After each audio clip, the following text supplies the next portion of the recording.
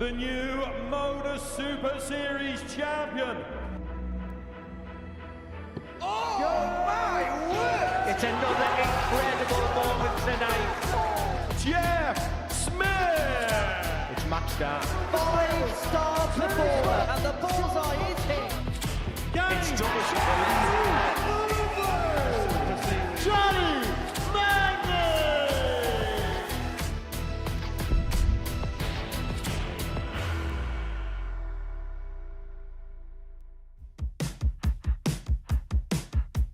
Coates looks at double 18, James Sharp and what a performance that was. He gets 2 darts. A double 14. He's on the second Only leg. needs 1. Haven't Sevada. 106 for Cox. He's going to get a poke at tops on double 18 by diverting low into the 10. The double 18 is found. It's absurd, is what it is. Double 12. Astonishing. Great darts from McEwan. Now's the time, Dave. Now's the time. Record broken. 39. Very well done to every single person here tonight.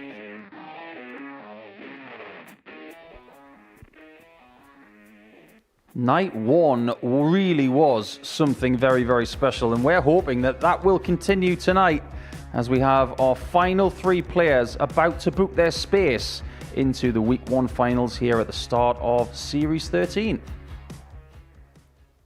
We are going to be live on Pluto TV tonight, and we are going to be seeing some brilliant action, we hope, because last night really was record-breaking for many, many reasons.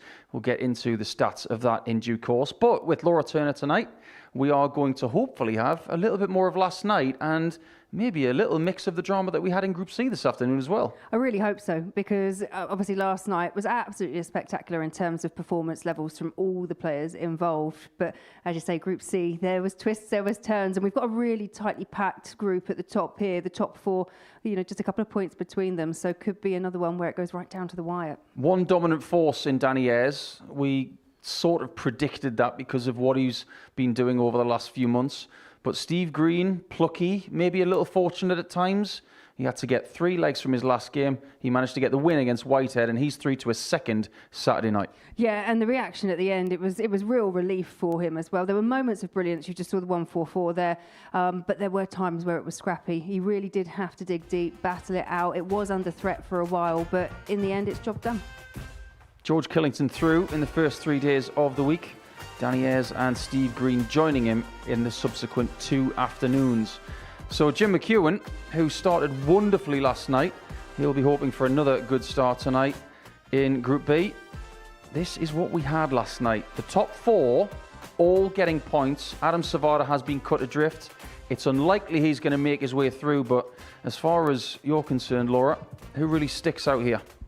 I mean, I love what I saw from Henry yesterday, obviously, you know, and he sat rightly at the top of the table. But for me, this is tight. All the players, they know how to perform on that stage. They know what it takes to make it through to finals night and to actually win on that stage as well. So I think, again, it could be just really closely run. Henry Coates peaking at the right time with averages like 105 against Sevada. Is he finding it at the right time of the week? Absolutely. And the fact that, he's done it last night, he just needs to try and repeat something similar. He may not need the high exploits, but it's the consistency, I think, that's now going to see players through. Because going into the second night, it can go one of 2 ways. And we've seen this over the years, that people either up their levels because they can sense that, there's this urgency to actually beat the rest of the field, or they can get defensive and just go on the back foot, and then the gameplay not quite as well. Well, let's have a look at the odds, because at the start of the week, Henry Coates was the favourite for the week, and he's now the favourite to win this group, and he is odds on as well. Is that quite surprising that he's so skinny? They are very short, aren't they? Because as I've mentioned already, yes, we know he's got the calibre, and he is top of the table, but he's only top of the table by leg difference. Jim McEwan's on the same points as him, and you've only got the next 2 in Lee Cox and Dave Evans. They're just 1 win behind, so that could really turn all around. It's 18 plus, begambleaware.org for all of the information you need on responsible gambling. So this is week 1. We are coming towards the end of it, but don't forget, come Monday morning, week 2 will be here. And this is a little taste of what you might see.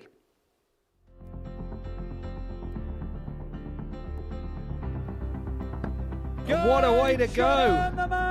Superstar. 12. Another chance, Game, and shot, this time match. it is taken. It's a win for Wilkie!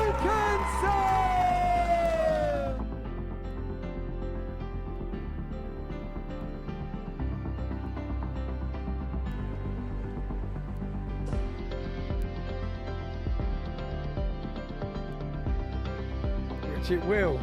Game You knew shot it was the second going. match. You just Richie knew Bennett. it was going. Tops. Game shot That the is a second perfect leg. tops. Modus. Takes a pause, a rare pause, but that's worked a treat. The gun finally fires. Game shot the fifth leg. When was a guy like me have a chance to win a title like this, and it's massive, not just for me, for my family, everyone.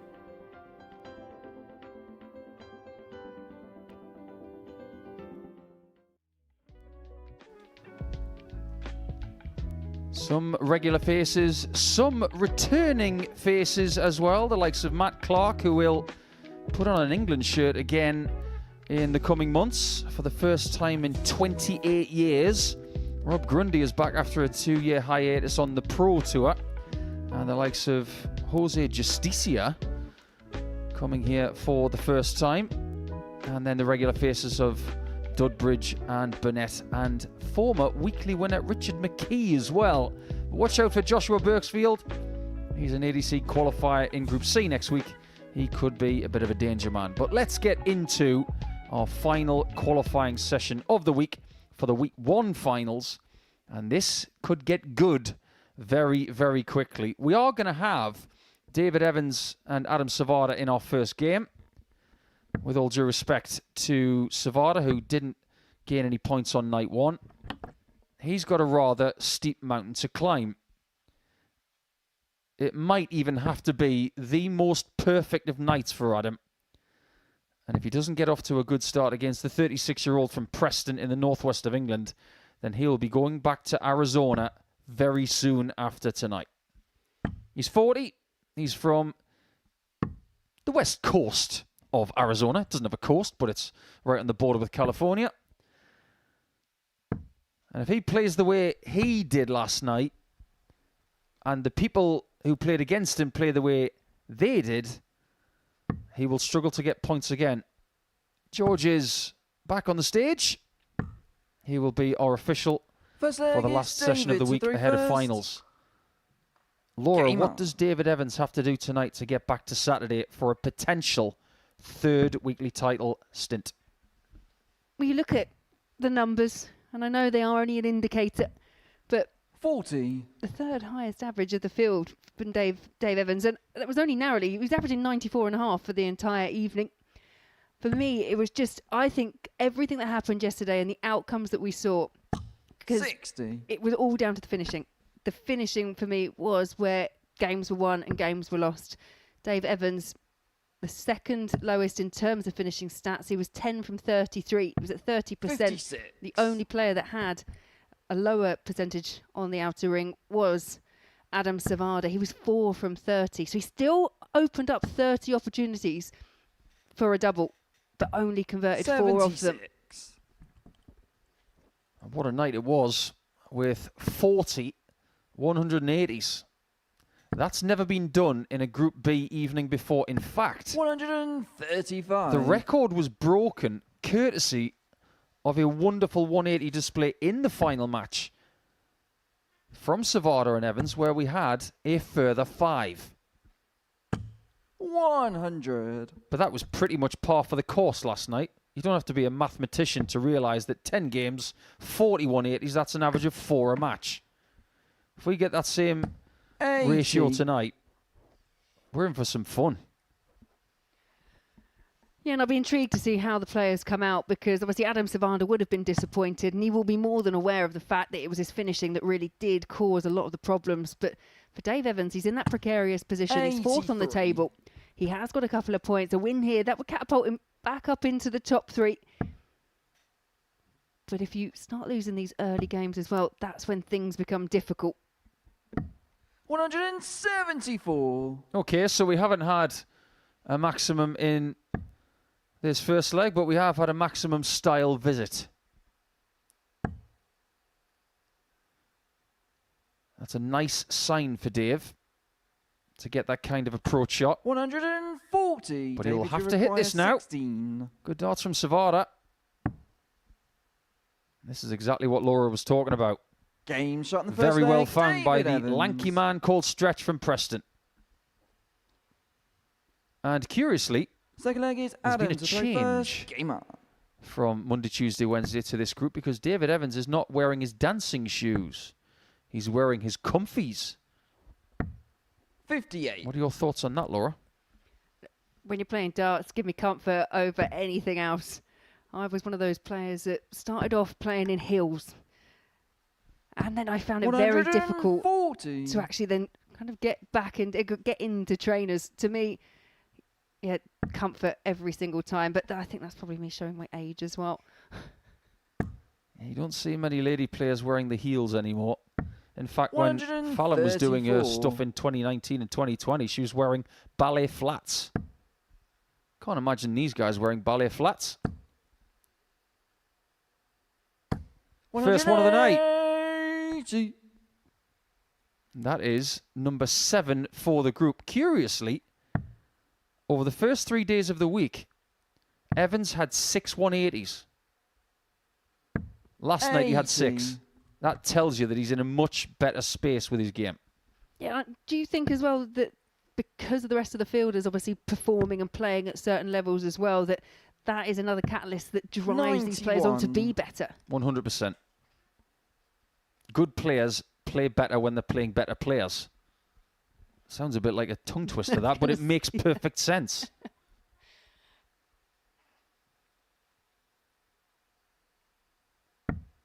$53. David, you Sevada's require in early 90. trouble. Evans is having a very bright start here. Don't do anything silly, Dave. Just do Game shot in the plenty of second that. leg, That is a David wonderful 12-dart Evans. break. The Third leg fact is that the David to average play for the group first. last night Game was on. 91.35.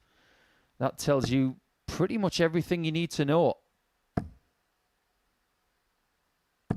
140. He looks a lot more relaxed. In fact, on night 1, Evans showed about 5% of the frustration that he was showing on Wednesday, which was too much. He looks a lot more relaxed playing 84. evening darts compared to early in the day as well. Yeah, but I think if you ask a lot of players, then most players would prefer to play later on in the day. It depends on how you prepare for these events. Some 58. players, they don't mind working up, an hour and a half before, and that's totally fine. But some like to be here 2-3 hours. When you've got a 9:30 start, that's getting here for like 6:30, 7 o'clock in the morning. That's also known as Merv o'clock, courtesy of 45. Mervyn King being the earliest bird catching the earliest worm. And the person doing that next week will be Tommy Morris, who is definitely a morning person. 98. I like the thinking from Evans. However,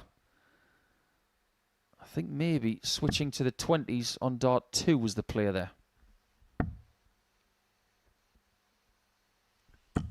92. Here's a question for you, Laura. If Evans gets a heavy win against Sevada, does that put extra pressure on the others to do the same? Even if it's not a heavy scoreline, I think it puts 134. pressure on everyone beating Sevada, because when you've got one player in a group that is continually being beaten, it puts that pressure for everyone else to do the same, because one slip up from anyone, especially the two that come in here on 4 points. David, you require Sevada 71. could really play that role of spoiler. Double top for Dave. Game shot in the third leg. Not the first David time he's hit the centre of the Evans. tops this week. It really has had the line Fourth leg is Adams to play tops. first. Game on. probably 98% of the time this week. The only time he's missed it, he's been about half a centimetre low. That was a glorious check out. 75. And tonight is starting very brightly for Dave. And I think the walls have already closed in on Sevada. even if he loses this match and wins the next 3, 6 points is not going to be enough. No, I agree, and Dave Evans is doing everything right. He's come out the traps, the stronger player of the two. He's averaging at the moment in excess of 100. 180. As Adam Sevada fires in his first maximum of the evening. Oh, there's only been 2 in this game. Usually that's good. 119. But if we grade these players on last night, I wouldn't be surprised if they get half the amount of 180s as last night, and that would still be pretty good. That would be an average of 2 180s per match. We had 100 averages all over the place in our first 5 matches last night. In fact, of 10 registered averages, 5 of them were 3 figures. 148. And Dave is going to put in another one, potentially,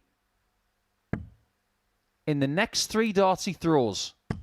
95. David, you require 105. Take this out. This could be the biggest average of the group. Majestic from Evans. What a start. And what a performance that is. That's the second best of the entire week. The only person who's played better than that was George Killington in Group A. Sevada will be going home, and it is now definitively a 4-horse race for 3 spots. What a performance, winning 4-0, David Evans.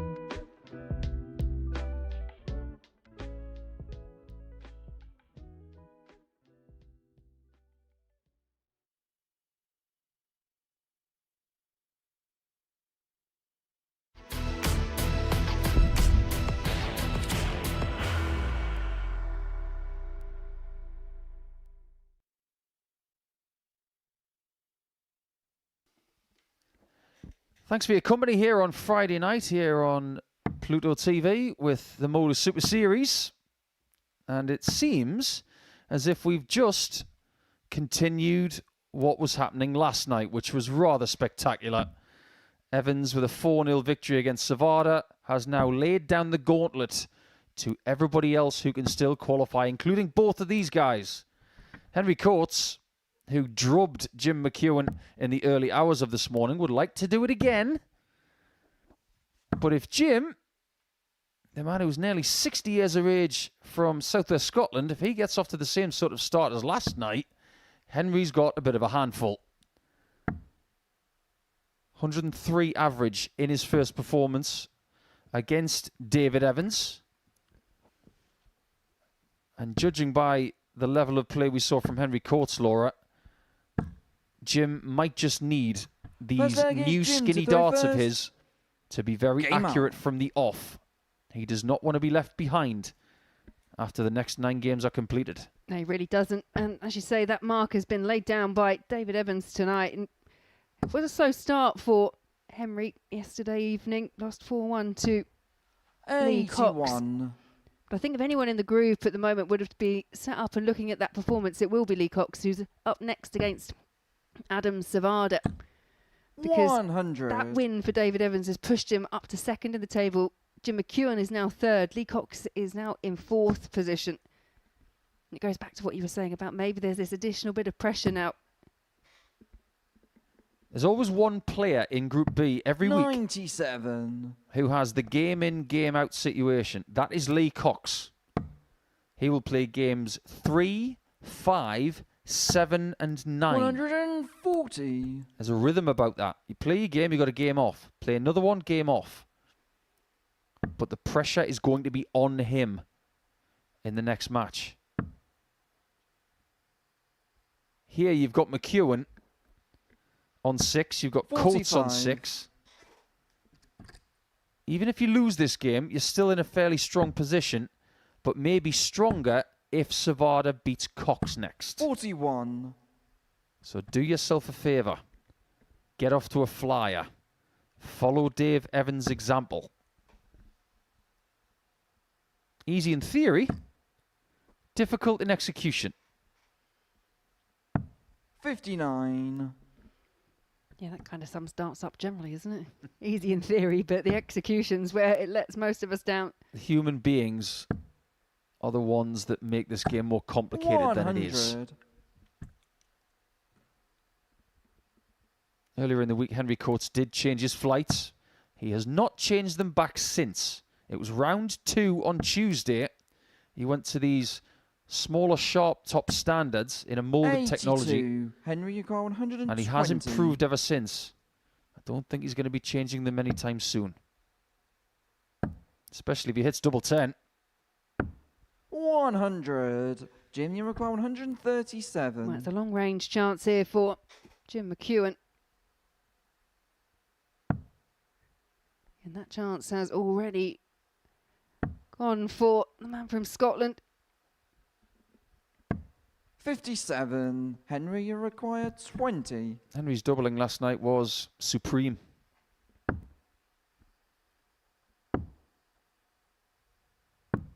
$10. He wasn't doing that a great deal last night. Require 80. With his 45% on the doubles. And an early opportunity to steal here for Jim.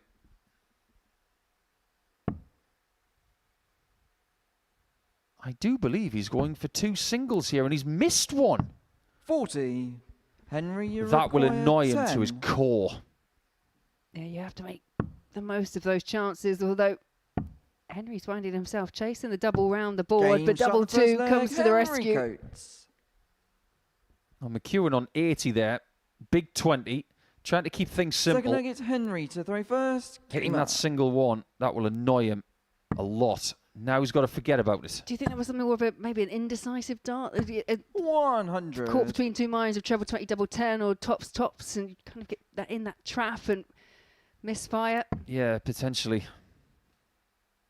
Easy for us to sit here and say that he's still getting used to these skinnier darts of his, which have gone down 85. quite a significant amount, as if the darts went on a diet at New Year.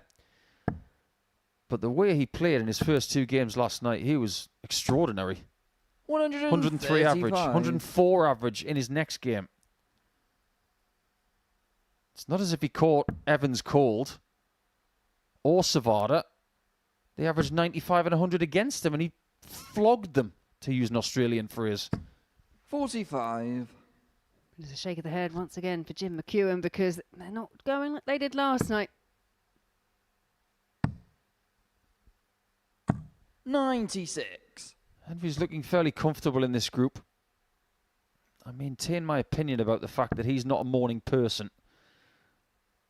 He was not good in round 1 in Group A. Rest of the time, he was much 60. better. Henry, you require 170. Evening session, he looks a different boy.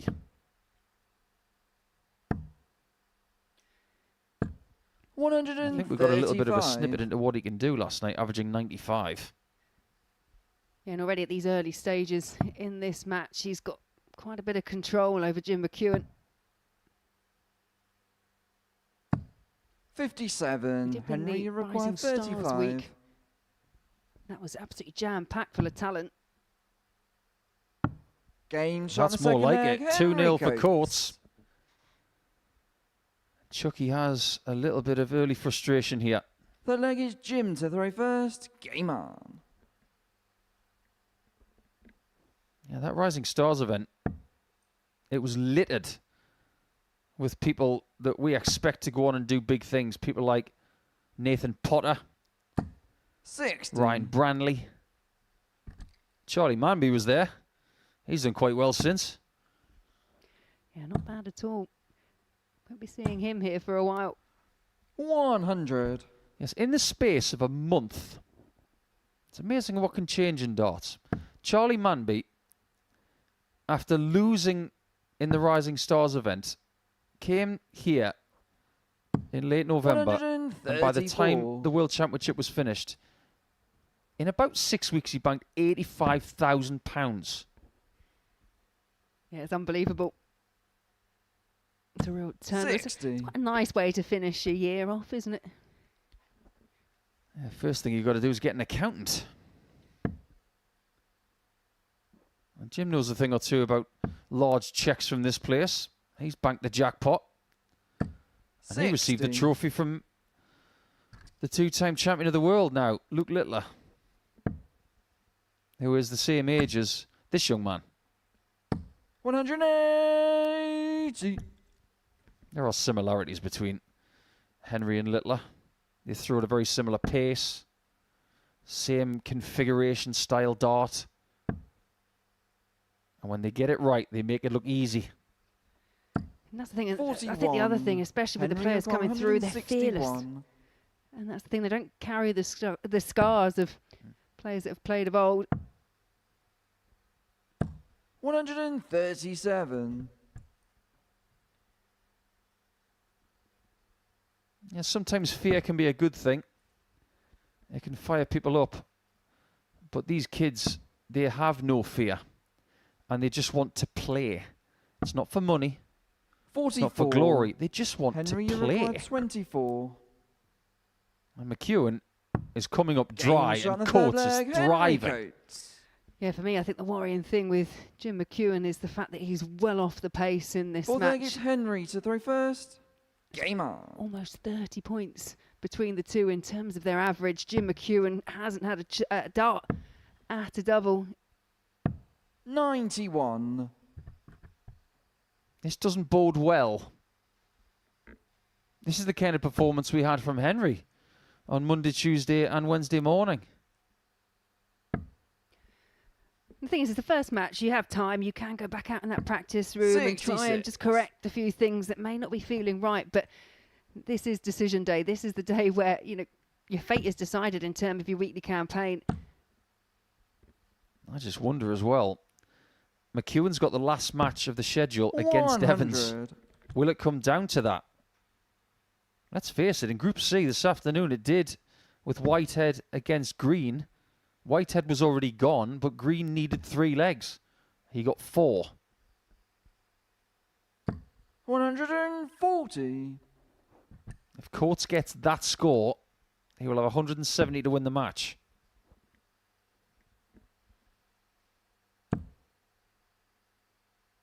$60. It was a troublous visit, and it just offers up a bit of an opportunity here for Jim McEwan. Yeah, he averaged 95.1 for night 1 in Group B. Second best running average of anybody. Doubles are pretty good at 37.5%. You'd take that most of the time. As I say, the players that finished the best, you know, in terms of the scoring, as we've mentioned, that there wasn't a great deal between them all. It was all down to the finishing. Now what do you do? 123 left. 95. Henry, you require 150. Doesn't get himself into 2-dart range, and Coates has got his first chance to win this match. Might be the only one he needs. Well, it is 2-dart range if you've got the kind of Conan Whitehead attitude towards finishing on the ball. That's a good point. He does share something in common with Whitehead. They're both series champions, but they go about their business very differently. 88 remain, and he does not like the lie of this. He's going to have to change his tactic here. 60 double 14 is the correct way to go. That's if he thought he was blocked, but he's persevered and it hasn't paid off. Yeah, and it could have proved to be very costly 44. indeed for Jim Henry, you McEwan. require 52. Double top. Game shot. And Double the match, top Henry gets 2 courts. Another 4-0. This time, it's Henry who started at the top of the table when we started at 10 o'clock this evening, and he has absolutely drubbed Jim McEwan by 4 legs to 0. It wasn't a massive average, but it was a very effective one to win match 2.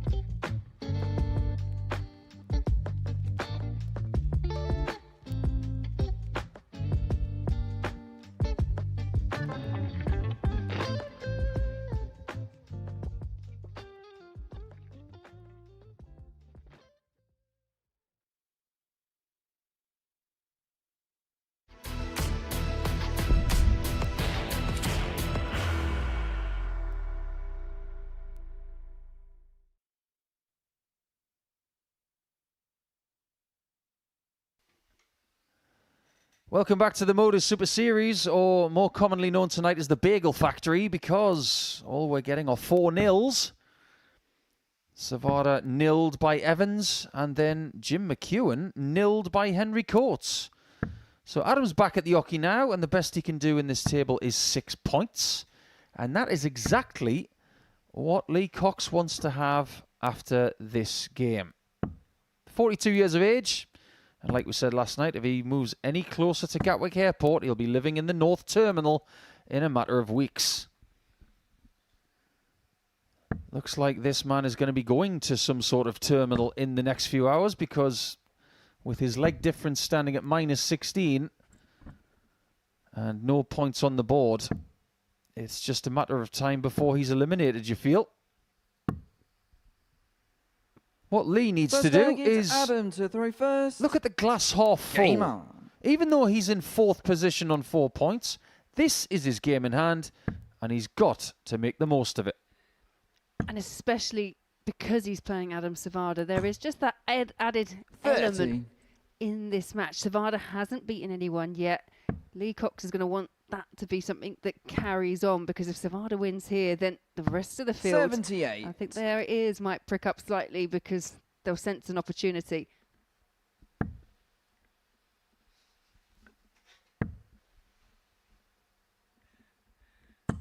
$45. Is coming into game 3 a benefit or a hindrance? Because you have additional information. You see 2 people 100. getting points before you even throw a dart in anger on the stage. What are your thoughts on that? I think it's probably horses for courses, isn't it? Because for me personally, I think I like to play a little bit further on. I like that 98. information. But the fact that he's already seen Dave Evans absolutely annihilate Adam Sevada, and they were the 2 closest to each other on the table, he knows what he's got to do. 140. But it's how he deals with that. How does he deal with that knowledge? Does he just go up there and just keep playing and keep plugging away, or is that something that will be in the back of the mind? You and I know Lee fairly well. 100. Is it fair to say that the less information he has, the more ignorance he has whilst playing, the more he can just get on with it? 77. Personally, I think so. Because when you speak to him and you hear him, he'll analyse where things have gone wrong, where he could have done better, where he can do better, what he wants to be doing. And sometimes, I love it. I love the fact that you go back and you look, and I love the fact that you're looking forward and you've got this ambition. But 58. sometimes people forget that they've got to play in the moment. In this moment, he needs 54 and double 16. That's what he gets. Beautiful start from Lee. Nightly campaigns don't start much better than that. 5 visit, break a throw. Lee to throw first. Game on. And I think for Adam Sevada, it probably feels like he's running into players who are just really finding their top performance. We've already said Dave Evans at 107, the highest average that we've seen from him. That came against Adam Sevada, and at 15 data, okay, it's early doors to start talking about averages, but Lee Cox looks hungry for it. I think Adam is getting to the point where he's questioning coming to England. 56. Did he fly to England or the 7th circle of hell in darts? Because people are drilling him into the ground.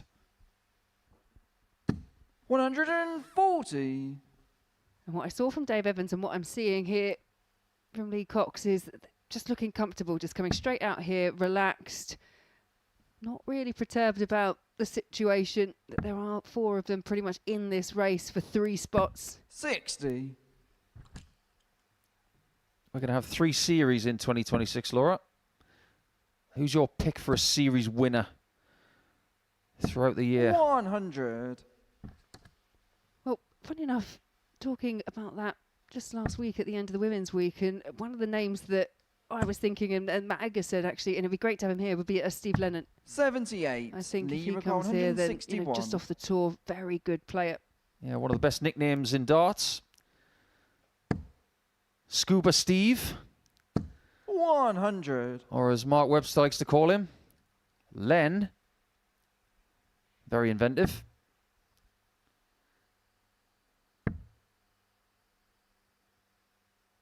95. Lee requires 61. It could be happening again. He doesn't have to go 11 bull. Not entirely sure what happened on dart 1 there. That made a bit of a strange noise. Well, 21 didn't stick in the board, that's for sure, but sets up fine.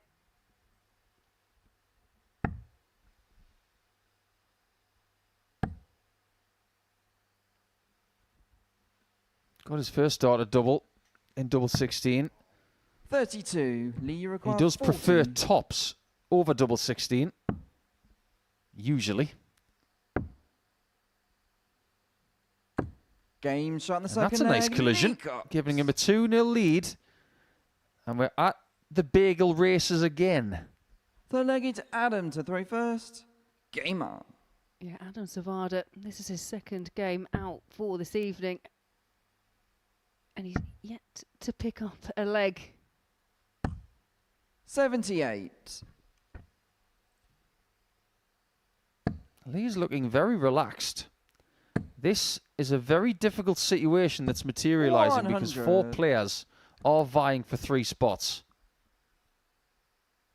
And everybody in the top 4 has got a legitimate claim to one of those spots. 55. We've seen in the past Lee being that player that just misses out a little bit too often. It took him so many turns to get to a Saturday, and it was finally done. He's had a 9-darter here. He's had some great performances here. But surely this year the goal has got to be a weekly title. Absolutely. As you say, he's a player that he's no stranger to the Super Series, but in key moments, in critical moments, especially when it gets to the business end of group stages, that is when Lee Cox has struggled to get across the line. Has now made it through to Saturdays, as you said, but then it's all about that performance on that evening. And this is not an easy group. You look at the lineup already. The likes of George Killington, Danny Ayres, players that are really in form at the moment. 120. What I like from what he's just done there, the man in blue, he didn't flail his arms, he didn't roll his eyes with the dart on the floor, he just got back to business. 98. Lee required 99. You'd much rather have 100 than 99, but at least he's got a chance. Let's see if Sevada can get off the mark then. Adam, you require 100. In his first game, he didn't get a dart at a double. He's going to get one here. Game shot in the third leg. Adam Nothing wrong with that. Nope, clinical. Yeah, the problem, as you say, is just he's been hit by some massive scores by Evans, by Lee Cox. But you've given him an opportunity and he's 1 from 1 on the doubles. 55. Sometimes players just need that settler, that leg just to think, right, okay, I'm in this now. Let's just push on. Don't get me wrong, I was in this position last week. 58. In Group B. I've obviously thanked everyone that put me in that group of, it was the group of death, let's be honest. It was very tough. And you go up there and 96. You just want to win. You do not want to be that player that turns up here and doesn't pick up a win. That's the first focus. I was watching the Women's Week last week, thinking you were like Miss Pac-Man. Because everywhere you went, there was something in your way. 100. I thought you meant I was being chased by ghosts around the building. No, that's tomorrow. Yes. 100. Lee unable to leave a finish from 350. It can be done. You have to find a maximum. But Sevada can't leave a finish from 343. 58. Here's your daily reminder, Adam Sevada. He's not from Nevada, but it is the neighbouring state. 100. And that's how you max it. I had to wait till leg 4 for our first maximum, but it does go the way of Lee Cox, who, again, in the ascendancy. And the problem for Adam Sevada really is he had to find that ton plus check out, just a hold throw. Lee requires 70. So any chance here, he's going to have to break throw. 2 8s. Game glorious. Shot leg, Lee Cox. Really, really good response after losing the previous leg. Finishing has been very effective. Fifth leg is 3 Adams out of to 6, first. averaging Game 93. This is promising. Now, this might seem like a really silly question. 81. But if Lee Cox was from the United States, which state would he be from? You're going to have an answer already in your mind for this. So, Already got it. Yeah, Already. shall I throw this straight back over to you? Because I could pick any of them. New Jersey. Because I can imagine Lee Cox on the Jersey Shore. He's got the right hairstyle. 60. And I think he'd have the tan as well. He looks like the kind of guy who'd have a wonderful tan. Oh, Lee with 4 perfect darts. 132. He was trying to give us a second 9 darter on the stage. No, but in the context of the match, you'll be more than happy. This is against the darts. And 56. again, it's a dominant performance from Cox. He played really, really well last night, but his best average was 88.89. 58. This is dwarfing that.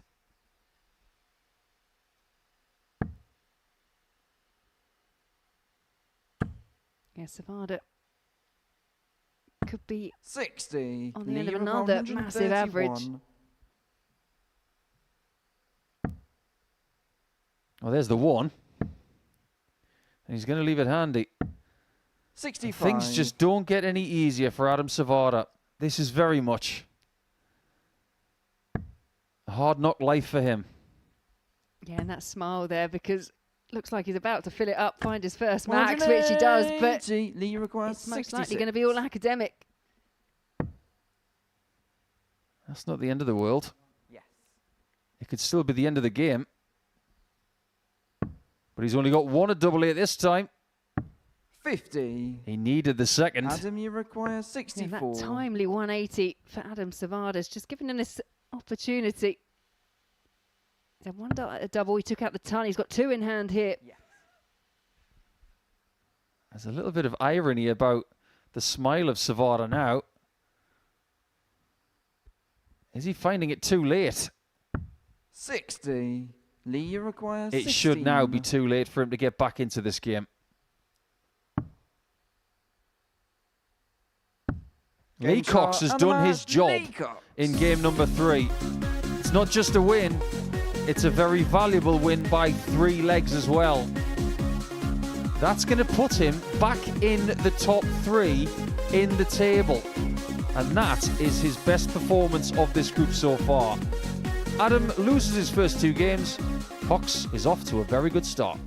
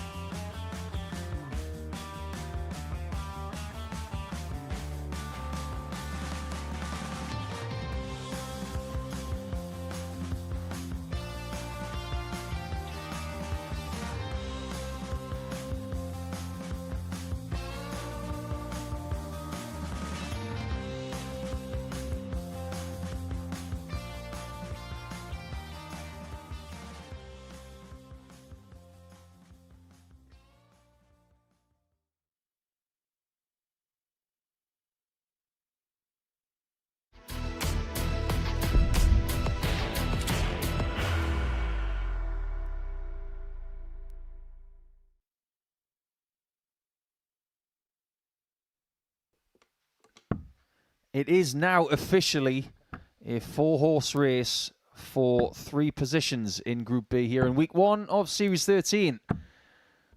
Coates, Cox, Evans and McEwan all tightly bunched together, but it is Henry Coates who is still top of the table with a 2-point cushion. If he beats David Evans, he's going to put David in a little bit of peril. And he will be very, very close to qualifying if he can get the win over Evans again. This was an excellent game on Thursday night. First leg is it was Henry played around about midnight. Game on. 3 maximums and a 97 average from Coates with 4 out of 9 on the doubles was good enough to beat Evans in 6 legs. 60. That was equally our longest game of the night because no games went 4-3. Well, for Dave Evans, he wrapped up that first win over Adam Sevada in just a smidge over 8 minutes, averaging in excess of 107. But for both these players, neither yet to drop a leg today. They've both been dominant. They've both come out strong. 100.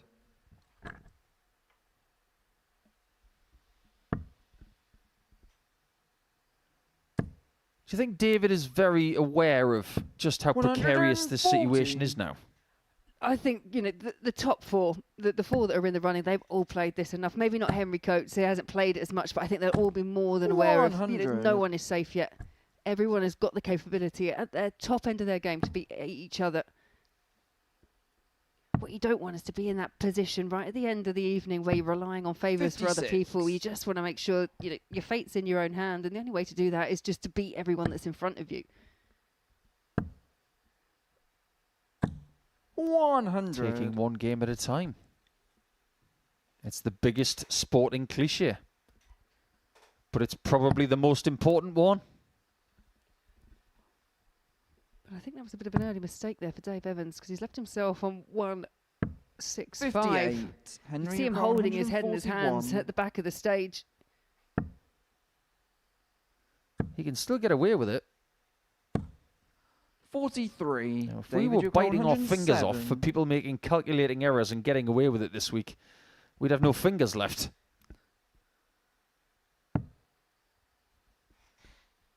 Luckily, that's not 83. something that we have to do. Henry required 98. Thank goodness.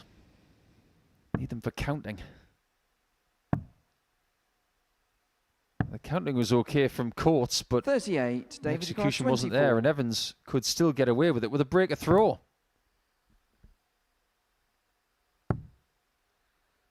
Yeah, wayward second dart, but still plenty of room. And Henry that's the first reaction that we've really seen from Dave Evans because he knows how big that moment could be.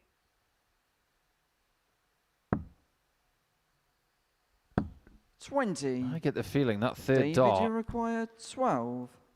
the flight hit his cheek. He drew that back a little bit too far. Game shot in the first leg. David Evans. The basement dwelling double is found by the tallest man here this week. Second leg is David. And Marty's come back and he's shaking his head because he could have seen that off a lot more efficiently. There are a couple of mistakes in there from Dave Evans. He's got to look at the positives here because it's an early break of throw against the player 58. that is at the top of the table. Every now and again, David Evans reminds me of something from the 1980s. Now, if you were alive back then, you might remember those people who were talking to themselves in phone boxes. And you thought, oh, maybe they're just having a conversation with someone. But then there's no receiver in their hand. They just need a moment of privacy. And quite frankly, Dave has been like that on the stage this week. He's been having conversations with himself. 180.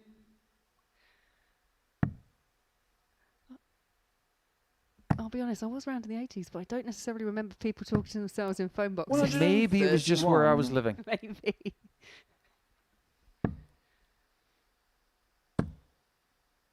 Yeah, I think if we showed a phone box to Henry Coates, he'd say, what's that? You'd have to explain it.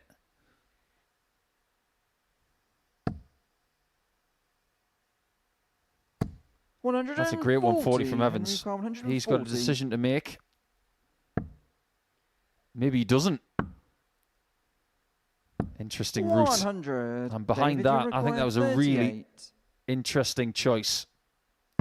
Game He shot likes the bottom of the leg, board. David Evans. That's double 3 and double 19. What's next? Double 7. Got to be double 7 and finish off on double 16.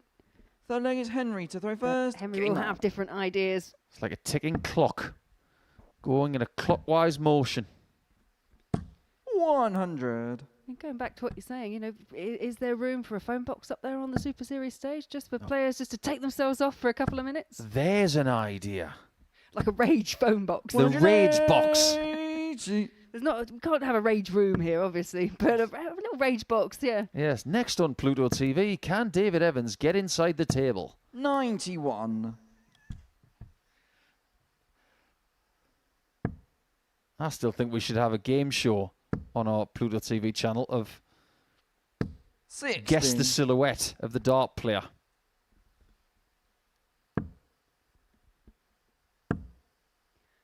Look at this. 140. It's going to need to be good from here. Evans is getting all the spots. There's going to be pressure on this big fish. 97. Really Henry good require switch there from Evans. 170. Earlier in the week, he was not switching there. He was stubborn on the 60. I think he's starting to figure a few things out.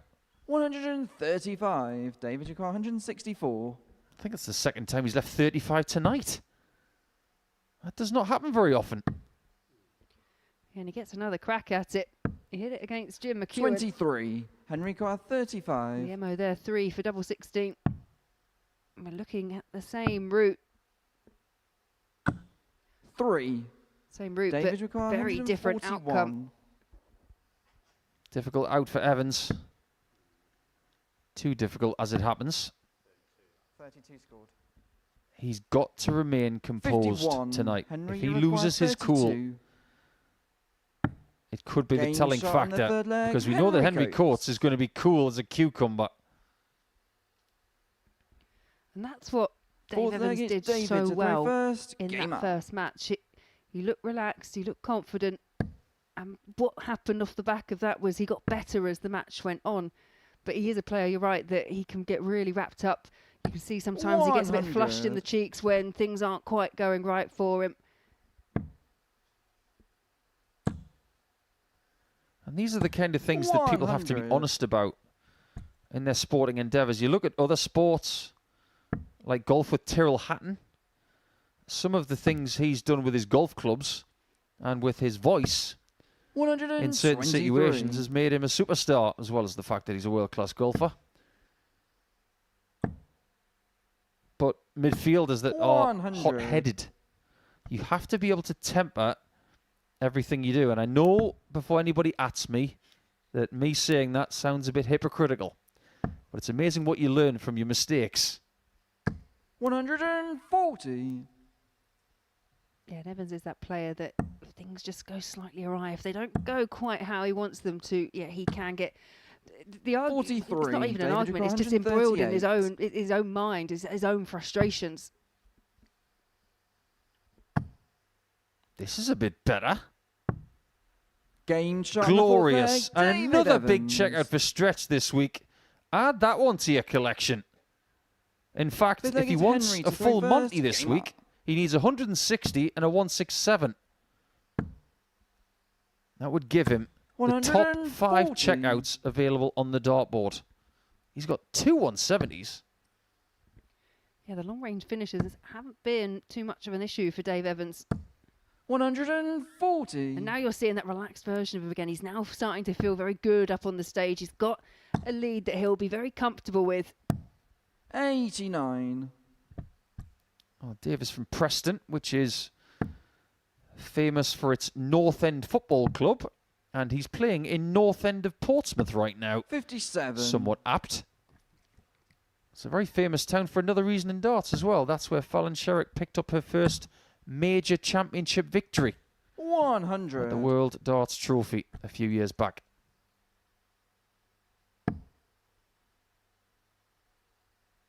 Safe to say she's done quite well since then. She's not done too bad at 58. all, has she? Picked up the title here, her first title under this roof. Winning Women's Week number 5. 132. Well, Dave Evans has been good in this game, but even he can't take out 246.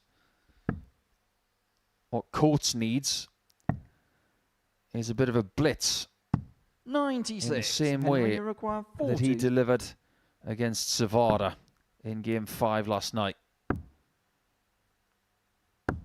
Game He's hanging shot on. the fifth leg. Henry Coates. And this one is going to have 6 legs minimum. Yeah, it's a Six 15-dart legged holder David throw to for go Henry first. Coates. Game And on. as you say, gives Dave Evans the opportunity just to serve out the match. He's got the opportunity now. He's throwing first. He's going to need to make the most of this. 96. There's nothing worse when you're one leg away, you feel like you've got that couple of legs as a buffer, and then you see someone just slowly chip away at it and come back. That's where panic can set in. 131. Yeah, there's nothing quite more pesky than an opponent who won't give up. But that's sport. And these 42. more seasoned players like Evans and Lee Cox and Jim McEwan, they're going to have to get used to these young bucks because there's plenty of them and they can all do that. 180. Evans just can't seem to keep him at bay. He's yet to get a match dart. And the way that Coates is starting to churn, he might not get one at all. 140. Yeah, Evans managed to find that really early breaker throw in this match, and that's kept him in front. But Henry Coates, he's definitely on the charge. and 150. looking to level it up at 3 apiece. A 180 backed up with a 150 to leave 40 after just 9 darts. If we're talking about 59. levelling up, Henry, you require 40. if Henry Coates was Sonic the Hedgehog right now, he'd be speedy. 30. Well. David, you Can require Evans do it again on a 164? 164? Hit it earlier in the week. Treble 19 is not his friend this time. Yeah, 22 score. And that second dart looked like it was thrown in a bit of frustration.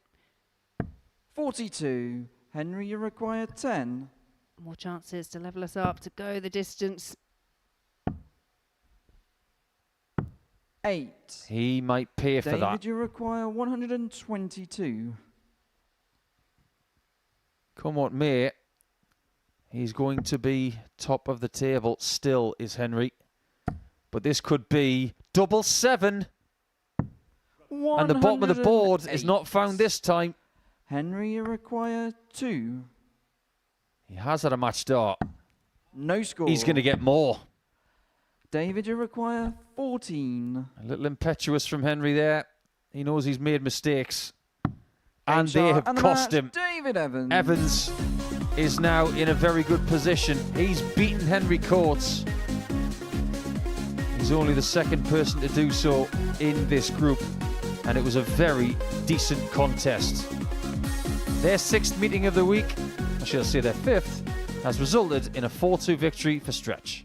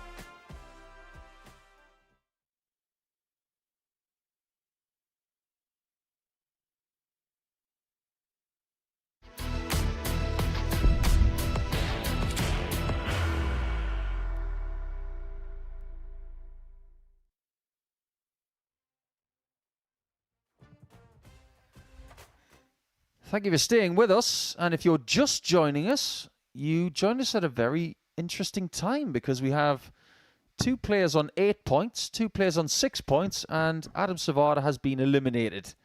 But he's still got 2 games to go in our second half, so stay tuned for that.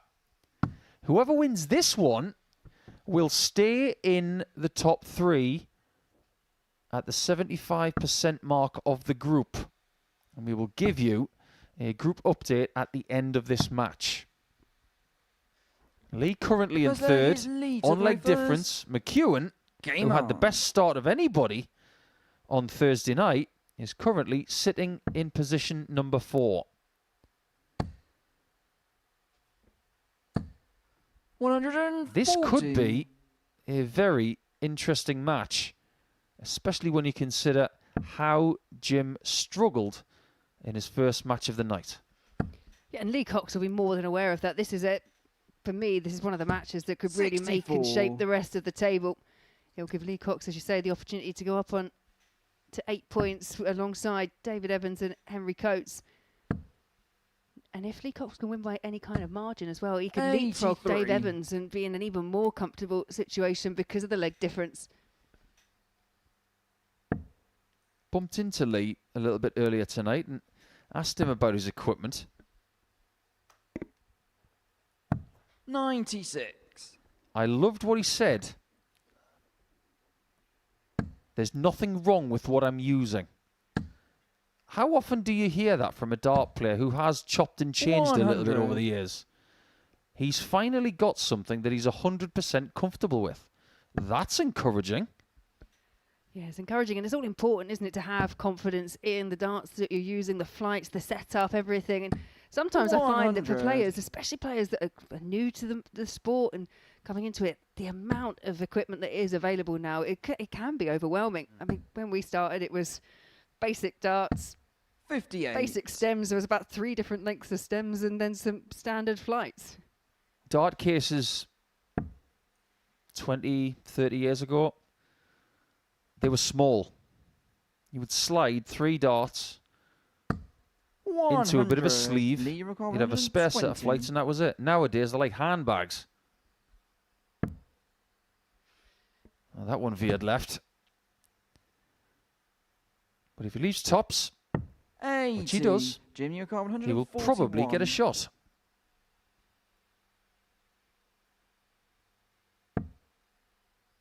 He will get one. Yeah, and although the 141 not going for Jim McEwan, this is a much more positive start to match number 2 compared to that opening match against 40. Henry Coates.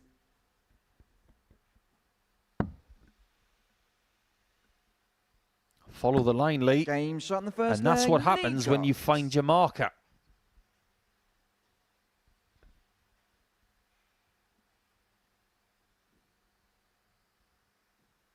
Everybody seems to be second leg is Jim to throw first. Getting personalised equipment these days. I remember a time when if you had your own stuff, you were somebody. Now, everybody's got their own stuff. I think that's 60. Perhaps reflective of just where darts is at the moment. Manufacturers, they're always looking for the next big thing. They're looking to sign people up and they want their own equipment. 140. It'll be interesting to see what the next evolution is in personalisation in this sport. You probably remember a time, Laura, when if you were playing local league and someone turned up with their own dart shirt on, they were the odd one out. Yeah, and you still get it from time to time, but more and more players now turning up, as you say, they've got their own shirt on. It's a way of getting a bit of your personality, a bit of yourself into a design.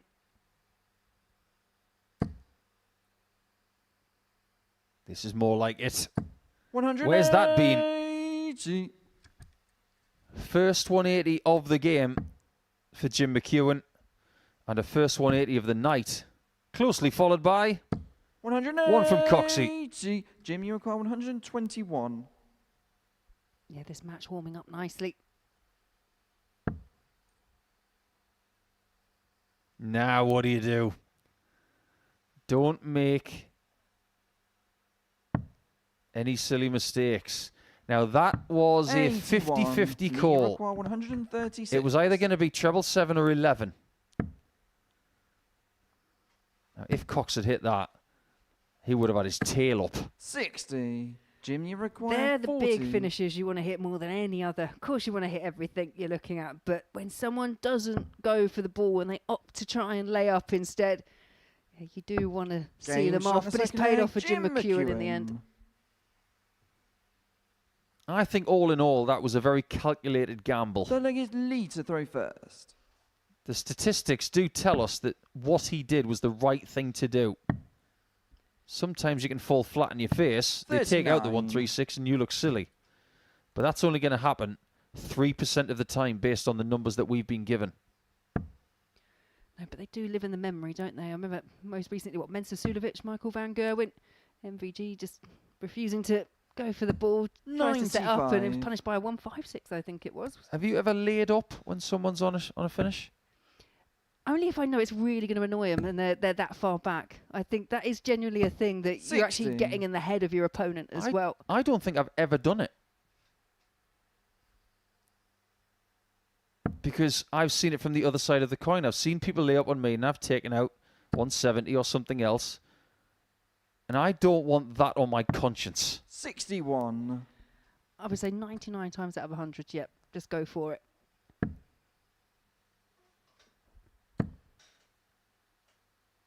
Besides, the way my go doubles go sometimes, I've got as much chance of hitting the bullseye as any other number. I'd be the one that goes to lay up and just miss the big 10 or the big 18 or bust the score, so... It's a risky business.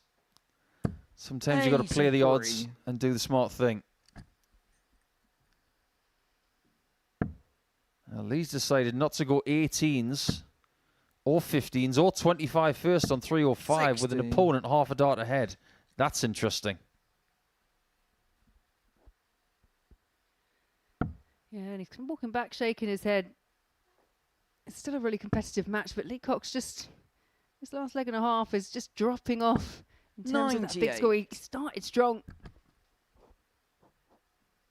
And Lee won his first game on Thursday night quite convincingly against Henry Coates. 140. Jim, you call 164. Then he would lose to Evans thereafter. But then again, Dave did have a 100 average.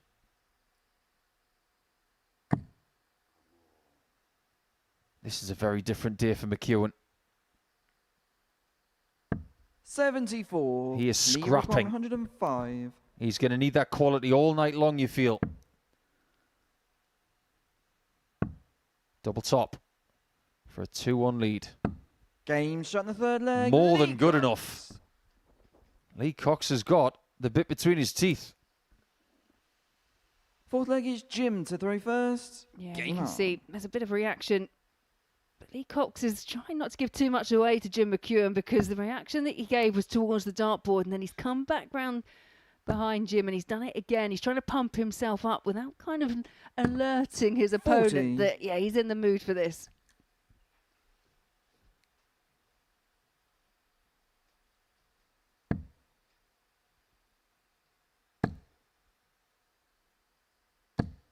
$100.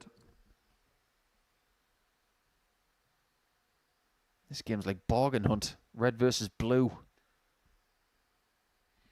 I was wondering where you were going to go with that at one point. 60. I'm definitely not going to liken them to Scottish football. That's a subject we should just leave alone. Absolutely. As you can see from the shirt of Lee Cox, he is a Chelsea fan. 135.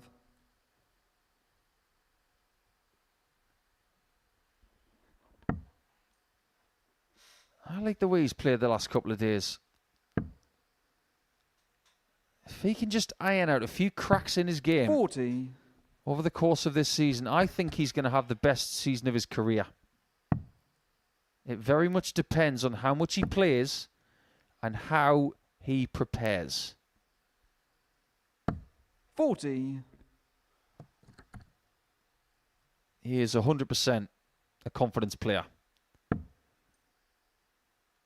But if he can be better when the confidence is dented, that's why I believe he'll have a better season. 140. Because I get the feeling that Lee is all or nothing.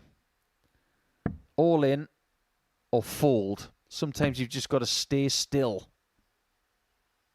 180. Well, that should go some way to keeping that confidence level up for Lee Cox. Is a second maximum, but puts him in a really strong position here to break Jim McEwan, and then we'll have the opportunity to serve out to win 4-1. He's playing beautifully tonight. This 41. is even better than his first game, Lee where he required averaged 46. 92.5, his best performance of the group. It's tops. He knows exactly where it is. Lee Cox. Jim McEwan's in trouble now. His remaining fixtures after Lee this. to throw first. Game on. He's got game 8 against Sevada. That's going to be a must-win no matter what. And then he's got Evans in game 10. He's got to make sure that by the time he plays Dave Evans, just winning that game gets him through.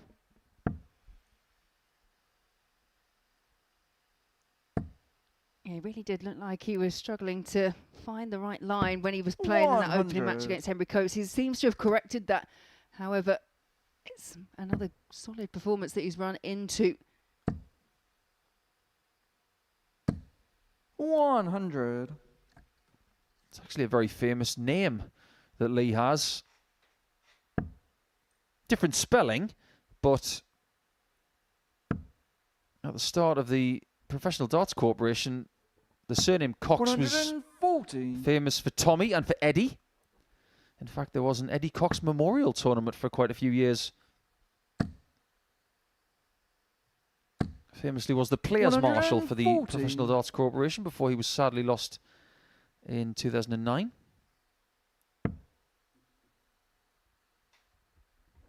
And Tommy Cox's sacrifice in the early 90s 78. is still being felt to this day. 161.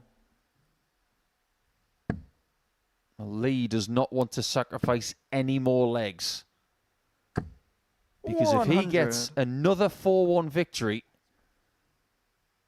he will go to 8 points and a leg difference of +7.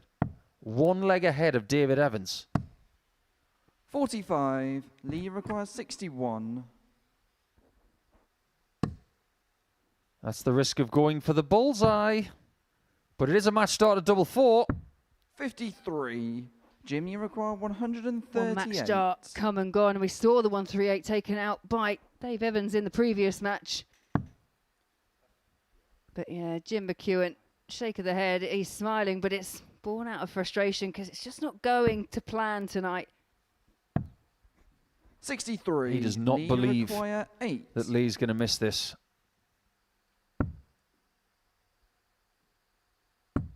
Game shot. Miss it, he doesn't. Lee Cox. That's 2 from 2 in the first half, and Lee Cox has done his job. It's still in his hands.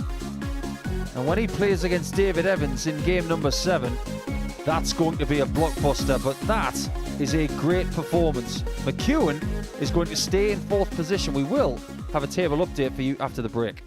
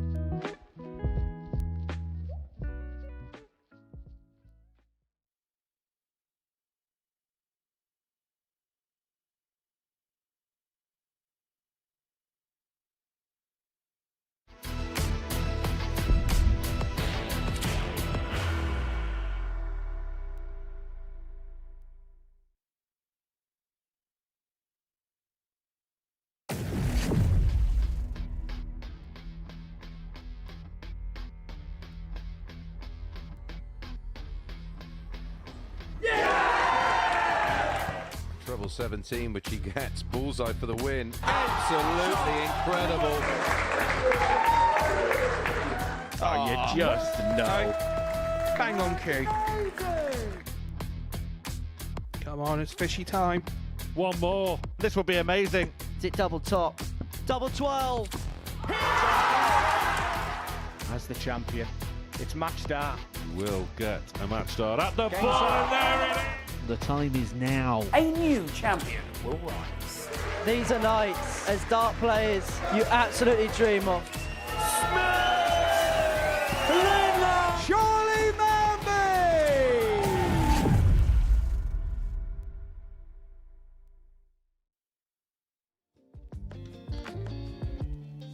Well, this is kind of what we give you on Pluto TV, all of that drama, and we're going to have an awful lot of it over the course of the next few weeks. 24th of January, that is tomorrow. That's in about 34 minutes, and we're going to have our first weekly winner, and then all the way through to the middle of April we will have 12 combatants going into Champions Week to see who is the Series 13 champion, to join some of the people that you've just seen in our video package, because our defending champion Charlie Manby can't be here. He's now on the PDC Pro Tour. We're going to go into our next game in just a second, but before we do, let's have a recap of the results that we've had already. Adam Sevada yet to get a victory. He is still on 0 points. David Evans off to a flyer against Sevada. And Lee Cox has had a very good evening. 4 legs to 1 twice, and that finds him in a very buoyant position. Let's have a look at the table. Cox in second position, Evans in third. Henry Coates, who plays in our next match, if he wins against Adam Sevada, he is going to be safe. So let's get on to it. This is the final quarter of the group, and this is where all the drama is. We have an American on the stage, and I'm sure he knows from watching plenty of sport in his life that it's all about the fourth quarter. This is where all the drama is. Nobody's through yet, but can Sevada upset the apple cart somewhat? Well, Henry Coates has shown some signs of fragility so far tonight. He was dominant yesterday, but he has slipped up against Dave Evans, losing 4 legs to 2 in a match where he looked absolutely nailed on to level it up at 3 apiece, and it was actually doubling that let him down in that 6th leg, and Dave Evans took full advantage of it.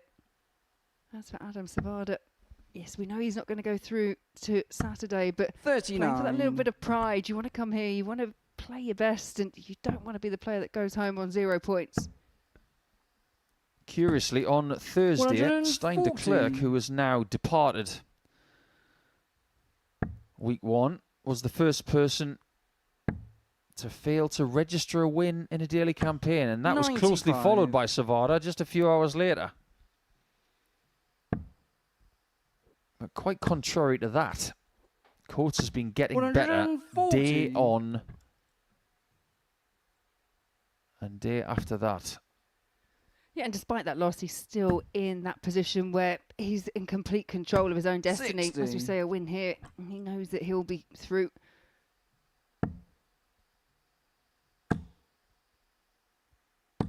The way he's playing, he'll expect to win this game. But a little part of him might think, I'm under pressure, he's not. 59, Henry Carr 121. Coates is off to a really good start here. Finish after 9. And he's not even entertaining the idea of taking it in 12 darts, which I absolutely love. Sensible play. Very sensible indeed. And double 16 has been pretty kind to him. 92, Henry require 32. Game shot in the first leg, Henry Coates. Everybody should fear this kid now. The way he's playing towards the end of the week, he can beat anyone.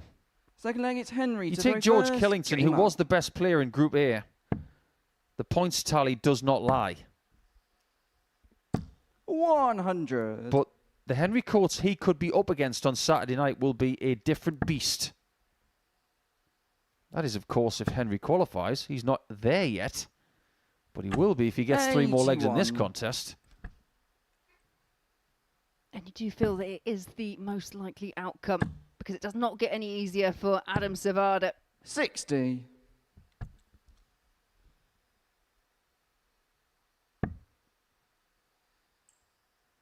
I'm sure where Adam lives, they've got a lot of mixed speech, a lot of English speaking and Spanish as well. He's not far from the 44. Mexican border. Be nice and eclectic there. I bet they've got really good Mexican food too. He's actually not far from a town called Mexicali. 140. That's the mix of California and Mexico, isn't it? Right on the border.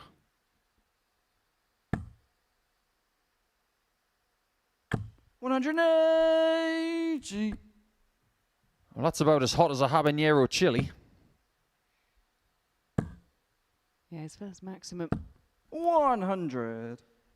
Wait, is it going to be enough? I mean, Henry Coates already, he's burst down to a finish.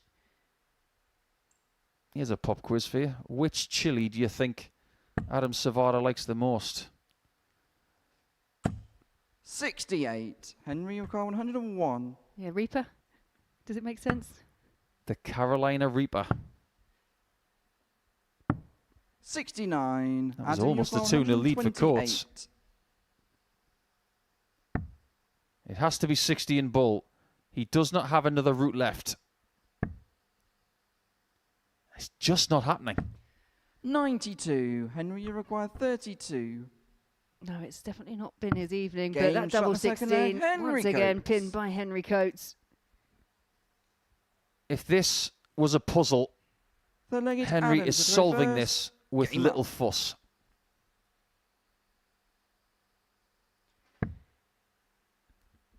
Now, I say this because we do have some young players 55. trying to shine from North America, and I'm sure they'll come out of the woodwork in the coming years. But if Henry was from America, 95. he would be a worldwide star. Because he's from the United Kingdom, he's seen as a good prospect. If he 140. was American or Canadian, they would be throwing money at him, saying he's going to be a great player. He's going to be a world star. 180.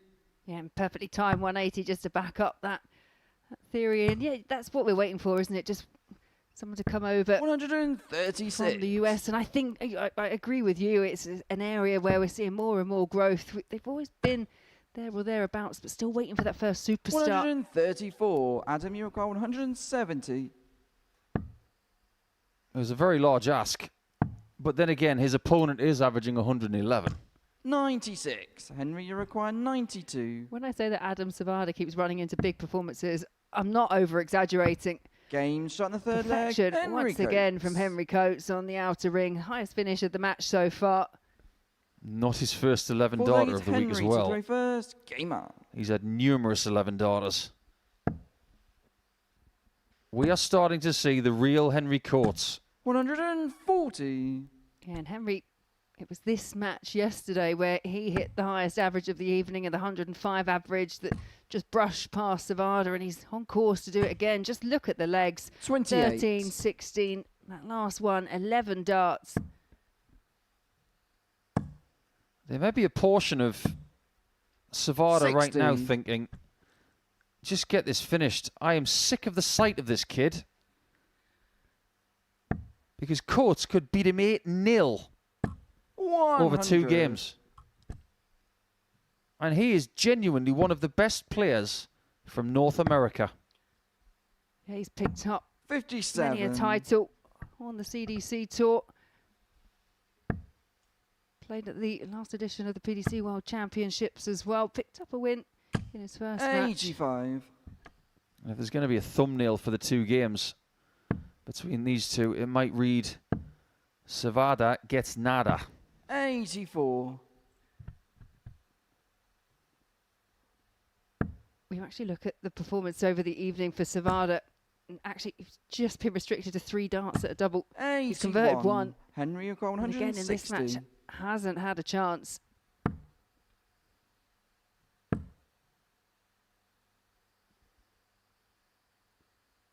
$60. I just wonder if there was an opportunity there for Coates to switch to the 18s on dart 2, and then the bull if he didn't get the treble. 121. He's still on a 2-darter, 100. which is for the match. Doesn't get the first of 2. 40. Which means Sevada might Adam, get to the bullseye 86. here. Or double 16 to get his first leg against the 19-year-old. Another single. And it is a dart at the ball. 61. Henry, you require 60. And that could be all she wrote. Double top for qualification. Game shot. He's going back to Saturday. And the last time he was there, he was a winner. Henry Coates is for real. That is 98.56. And it could have been so much better. That's the second time he's averaged that against someone in this group. He is destructive at times, and he is going to be part of the Saturday night party here in week 1. 4 legs to 0 for Coates. Sevada's only got 1 game left.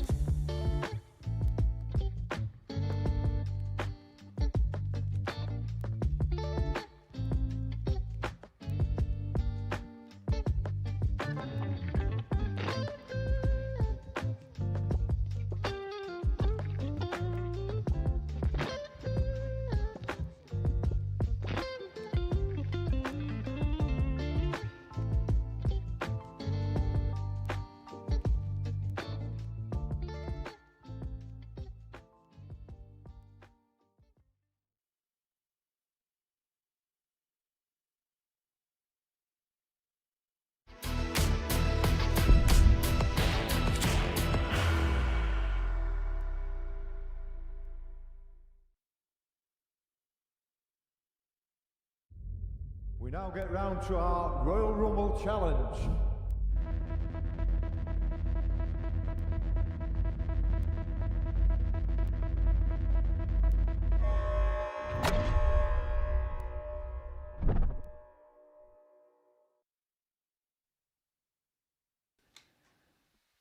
Yes, countdown clocks at the ready for the Royal Rumble. Well, things have been rumbling here tonight, and things have crumbled for Adam Sevada. He's gone, but Henry Coates is now through. Now it is a 3-horse race for 2 spots, including both of these players.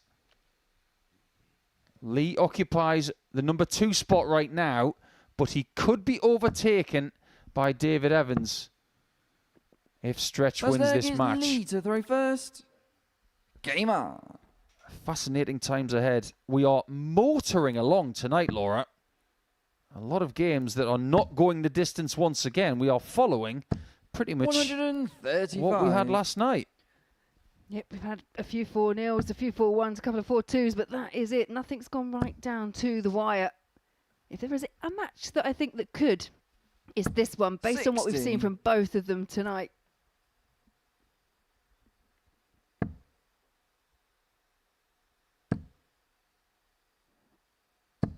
I think these two have a lot in common. Successful at challenge to a level. Obviously, David a little bit more because he won the Order of Merit back in 2020.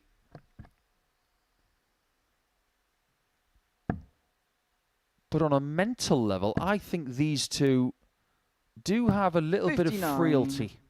Maybe they don't fully understand how good they can be, and they do doubt themselves a little bit too much. 58. Lee record 167. If they didn't, I think they would get a few more wins. Having said that, the last couple of nights they played rather well. But I do wonder if your players, and we saw it with Danny Ayres this afternoon, where they've gone from Pro Tour, they've gone on to Challenge Tour. 140. They're really match ready. They've played a lot of darts at very competitive level recently. Maybe that's just transitioning and helping with that bit of confidence. 50. Dave, you require 147. Another big ton plus finish. 129. Not quite. The signs were really good. The treble 17 was right in the middle. Game shot the first leg. Lee Cox. Just the one dart off the back of the 147 for Evans, but Lee Cox holds throat. He's 2 from 2 tonight in the win column. Game up. If he gets a 3rd win, he is super close.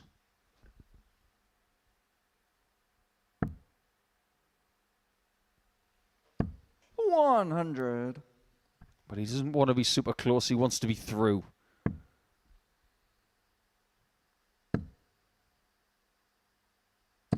$85. I remember when Adam Lipscomb was playing a lot of darts here in Group B situations, and he found it really, really tough to get to a Saturday night. Then he finally made it, and then he couldn't stop. Where's he now? He's on the PDC Pro Tour. So it just goes to show, if you can crack your way through a certain barrier, 85. You can unlock so much. And I think you see that with the progression of certain players that have been here that have maybe struggled in their first few appearances, as you say, then got better, and then just started to work out things about themselves, how they play in this kind of format, how they play in front of cameras, how they play on the stage. A lot of it as well is managing your time and managing what you do out in the back and the practice. 58. Nutrition, it feels quite obvious, but you need to make sure you come here with the right food. Make sure you can get through these super long sessions, because this is day 5 for some of these players. 180. Absolutely right. If Novak Djokovic is playing at the Australian Open in Melbourne right now, you don't see him having a cup of tea next to the court. You see him with 3 different types of drinks because David, of electrolytes, hydration, and energy. You have to do what's right to make sure that you're aware enough to win. Oh, well, look on the bright side. You've hit double 3 already tonight, Dave, and he's decided not to go for it. I still think that's a sensible option.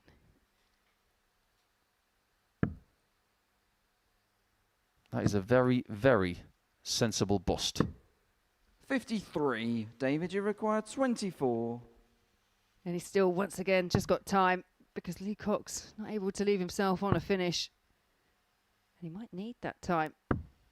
12.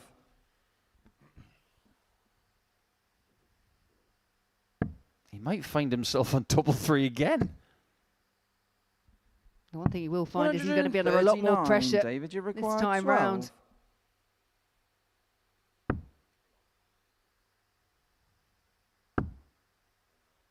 This is a critical dart. 6. He is on double three. He might not even get a dart at it. Yeah, real frustration. And Lee Cox, this tops and tens Games combination has been really good to him. If he doesn't find that tops first dart, double 10 has been there to back up. He is livid. Third leg is Lee to throw first. Game on. That is 6.5 foot of livid. Ultimately, had 6 darts at a double. You've only really got yourself to look at in that kind of situation. And he was doing everything right. He was setting up. He did that kind of clinical bust. Who said it was a very sensible bust? Well, now he's combustible. 60. He's still coming down from that angry mood. If you've ever played darts at this level, you can understand how he's feeling, but the clock is ticking. He can't afford that to spoil his game. One massive trait that some players have and some just cannot seem to be able to do is to be able to forget what's just happened, to be able to channel everything and look forward, because you're 2-0 down, you're one break a throw down. It's not, you haven't lost the game yet, and that's one thing that when I've watched Dave play here over the years, that he will still go back, he'll shake his head, he'll be throwing these darts 96. thinking, how am I in this situation? Well, the fact is you're in that situation, so you have to deal with what's in front of you. Yeah, every dart player would like to be Dory the fish. 60. Have the attention span of a fruit fly, which lasts a matter of seconds. Because if it's good or bad, you still have to move on. 100. He has the lead again. 140. But he is still David, under pressure, even though Lee is north of a finish. He's under pressure because he's getting it from himself. 97. If he doesn't take that 48 out, he's going to feel like he's inviting Lee into a 3-0 lead. 60. But David, this is you for a break require or throw. This will 48. put everything back on track, and you should be able to then forget what's happened. It's 2 darts, it's tops, it's a different target. 28. Lee, you require 118. This is where you've just got to hope that Lee does not take this out. Lee wanted it, Lee does not get it. 41. David, you require 20. But the right-hand side of the board has already robbed Evans. He can't hit a double. No score. What could go wrong has gone Lee, wrong. you require 77. At the moment, Dave Evans is 0 for 13 on the outer ring, and this is another gifted opportunity for Lee Cox, who does not make a mistake. Lee Cox. You know that telephone box that you were talking about a little, the rage box? Yes. I think we need it now. To throw first. It's going to have to be a tall one. Game on.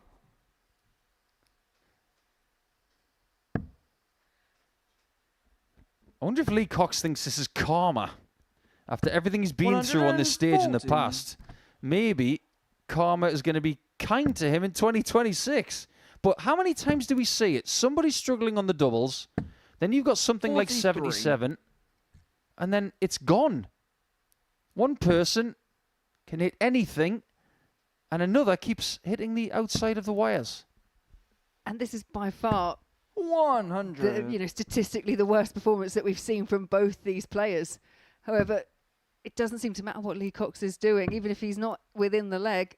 Dave Evans just cannot find a double. Lee Cox is not bothered. He would take 4 legs with a 50 average. Everyone would. It's all about the win. It's all about the points. It's about securing your place in Saturday's finals. But again, it's a really healthy lead for Dave Evans. 64. I'm not entirely sure how that flight came out. David, Must have ghosts on the stage.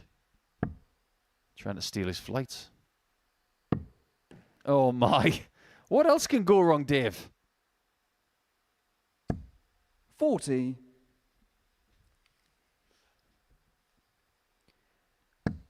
But in the context of the match, not disastrous. Evans is still on a very gettable out shot. 100. David, you call 121. 13 darts at a double without a hit. Somebody did say at the start of the week, I think it was Sam Mulliner, 65. that Series 13 is going to be unlucky for someone. It's going to be unlucky for a few. 60. David, you require 56. Right, Dave Evans now 6 darts from this position. And the target once again is tops. 36. I'm going to pay him a rather weird compliment here. The consistency of where he's missing. It's almost like he's hitting the same hole on the David, you dartboard. require Just 20. under tops. Just right of 10s. Game shot in the 4th leg. David Evans. Double gilding. 3-1. And he's still 5th leg is shaking his lead to head. the But reverse. that's why 6% on the doubles. 1 from 16. Well, I'm not going to call it a double gilding. That's actually a full Fonz. 95. And he was in Group A. I won't do it again, I promise. Are you sure? I'll say happy days.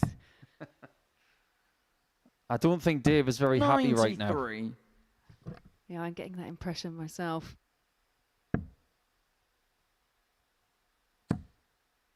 You do have players, they play with passion, they play with 97. emotion, but it's channeling it in the right way.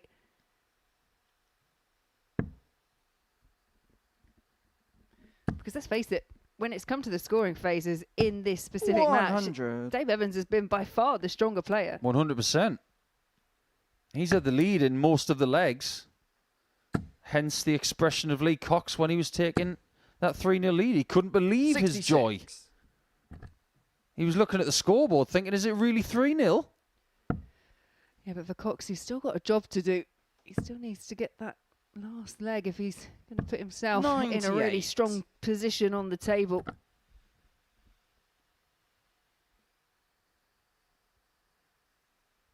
Lee's gone to the pit lane. Maybe the flight that popped off the stem earlier in the match is a little bit damaged, hence why you need spares on the stage. 59. Lee's last game is against Henry Coates, who's under no pressure now. I wonder if he believes that this is his best 60. chance of getting to 10 points. He's not there yet. Now, and you can't rely on the fact that you're watching your 100. opponent. David, Obviously, you require 150. he looks frustrated. He's getting annoyed with himself, but you can't rely on the fact that he's going to keep on missing. Oh, that was so close to finding that 57. And that would have been typical David Evans this week. He's had some shocking games with big checkouts 90. in them. Lee, you require 84. But this might just put Evans on pause. Double 11. Yes. For 10 points. 62. Doesn't get any closer than David, that. you require 60. And this for a breaker throw and to go within 1 leg, which was looking unlikely for Evans. He's had some real troubles when it's come to hitting these doubles. And the doubling 50. woes continue. Lee, you require 22. 1 from 18. Whereas Cox is 3 from 6. Game shot. He gets a win, a much needed one. And I get the feeling that Lee getting those 2 points could be critical for him making it through. As for Evans, he's going to have to wait until his game with Jim McEwan in Game 10 to see if he can make it through. It was a scruffy game, but an invaluable 2 points for Lee Cox, who is now very close to qualifying.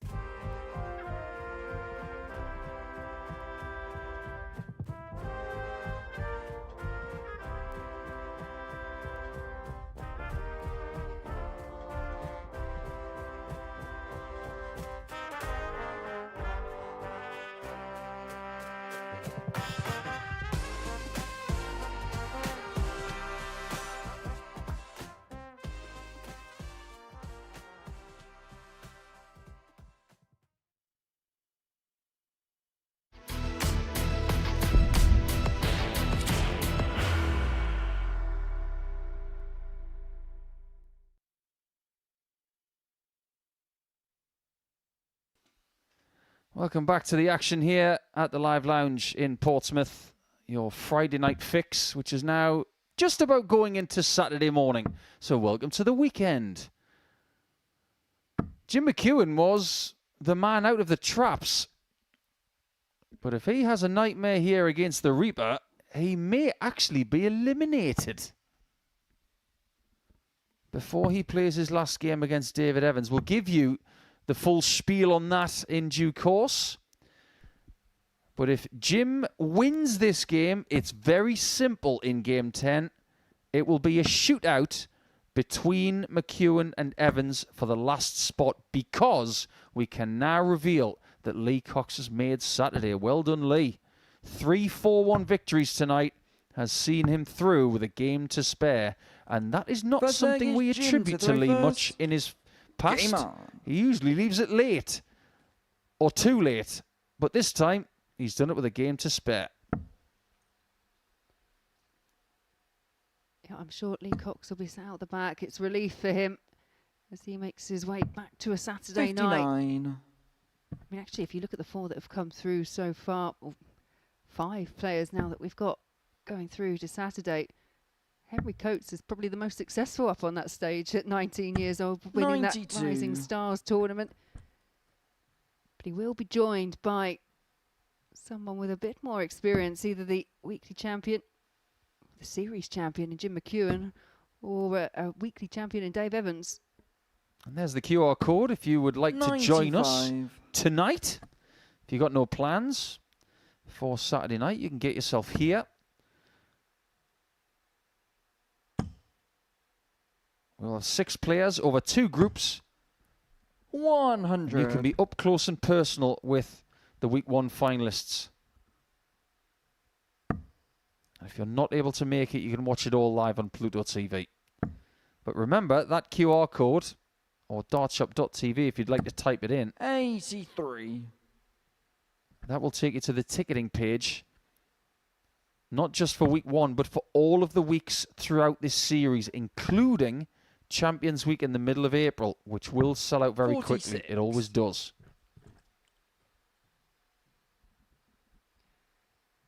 Still have to take a step back sometimes and wonder, how did we get to Series 13? It's kind of flown by. Indeed. Wow. 180. That might be the best 180 we've seen. As far as 3 points clicking together, that was glorious. Centre of the treble, centre of the bed. Could get them on a pinhead. You could get them in a polo. Did you ever do that? Try and do that? Polo 60. over the bullseye? You have to Jim, get one you in without require breaking the polo. 84. I broke my mum's darts. If I broke her polos, I would have been grounded.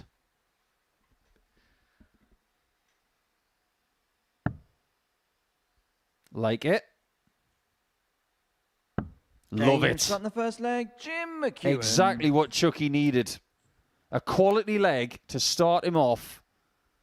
Second leg is Adam to throw And first. he's done Game this up. before. He's left it late on a Friday night and a Saturday morning to get through to a weekly final. 44. He's got form for a poor start on Friday night, but finishing well. He needs to do it again. He's kind of looking to bookend his Group B campaign because he was the person that started off strong on Thursday evening. 43.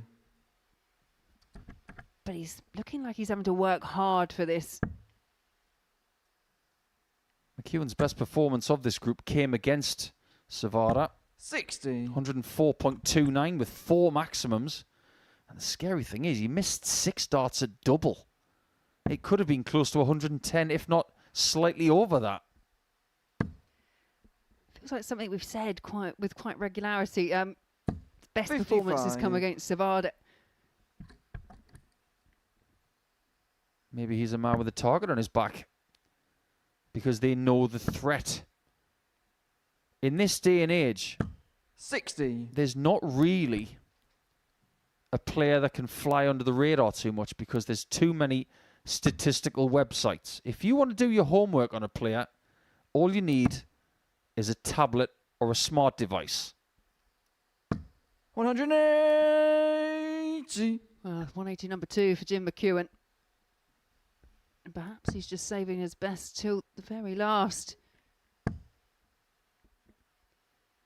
For Adam Sevada, I mean, it's 95. difficult at this point. You've got to keep that motivation up. You're trying to keep your levels up. And yes, you desperately want that win. But when you're running into these top performances, you look at the averages that he's been hit with tonight. It was 107 in that opening match from David Evans. 49. A 92 for Lee Cox. And it was a 98 from Henry Coates. They have gunned for him, that's for sure.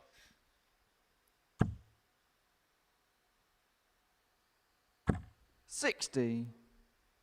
I'm starting to fear the worst for Sevada. It's not looking likely he's going to get any points from this group. Did anybody think that was possible at the start of Thursday? No, it's not something that I would have predicted. But he has been here, there 60. and everywhere in terms of his travels. He was over at the in Las Vegas for the Las Vegas Open just this last weekend. And sometimes that in itself can take its toll, but again, it's a combination of factors that he perhaps hasn't had. 85. Just found that brilliant best, and he's found himself in a group where everyone is just hitting big scores and managing to finish in style. Anybody who has played in Group B and has failed to get points 32. Adam, you will feel 97. better if they see Sevada pointless at the end of this, because he's an excellent dart player. He's not someone who's in the twilight of his career. He's in his prime. That's a good dart. So is that one. The second leg, We're level. Adam Sevada. Lost to nil in his first game. Lost So to then nil in it's his Jim to go third. That's first. only his Game second leg of the night. And I think he's starting to see the lighter side of it. But you've got to, you just chalk this one up to, it didn't happen. You can't dwell on it too much. 100. If McEwan loses 4-1, he will be out. That's because of the leg difference compared to David Evans. 21. He's currently on +3. McEwan started on -3. He must keep that close. If he wins the game, it means nothing. If he loses the game, it's critical.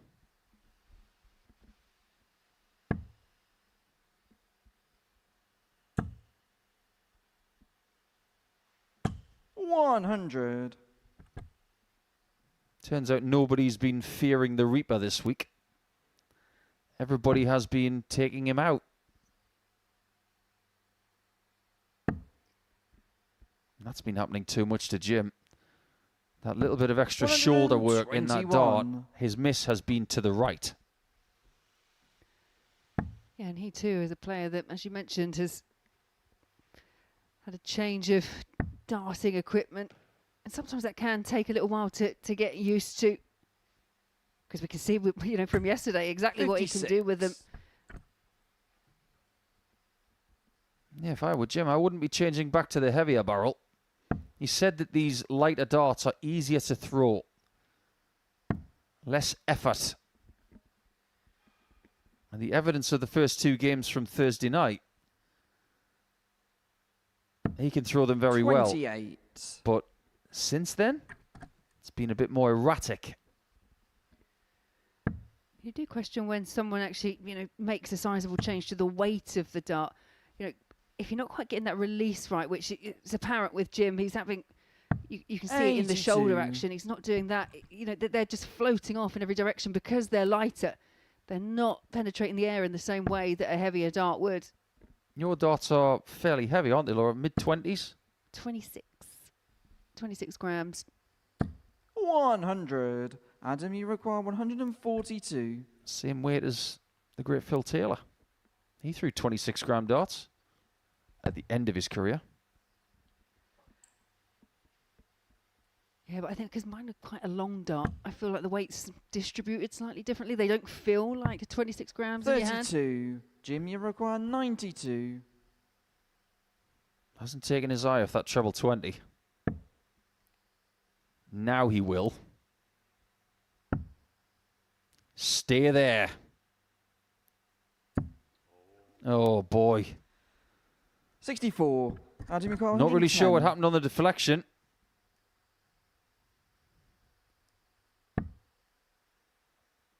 Now what does he want to do?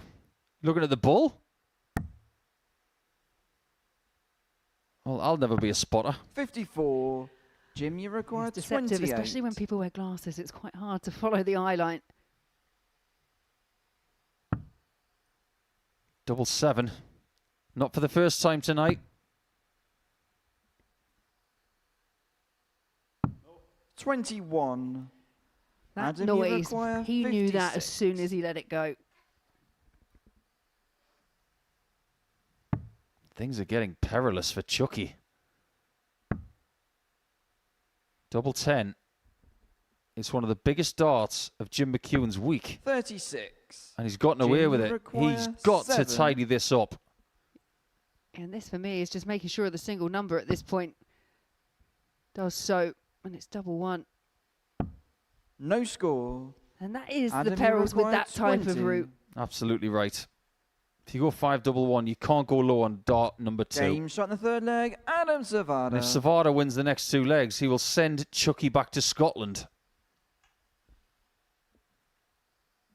Curiously, when Adam to throw Adam first. flies home, he'll be flying home over Scotland.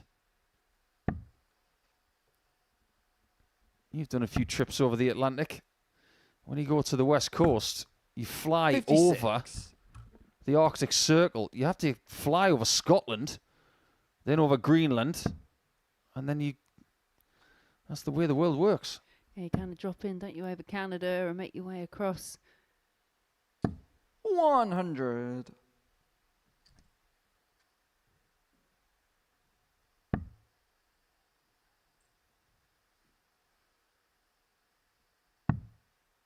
Wonder which other players we're going to get from the 58. Championship Darts circuit this year.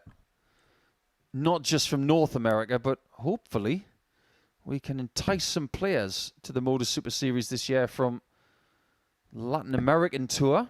People like Rashad Sweeting and Jesus Salate, maybe. 180. Yeah, because obviously, I mean, if they need scouts to go out and see what's going on over there, I'm sure, you know, there's a couple of us that would volunteer to go over to those, you know, where do they play? The Bahamas? They played in Chile. Yeah, Santiago. 44. That one is at the top of my list. I keep asking, but they keep saying no.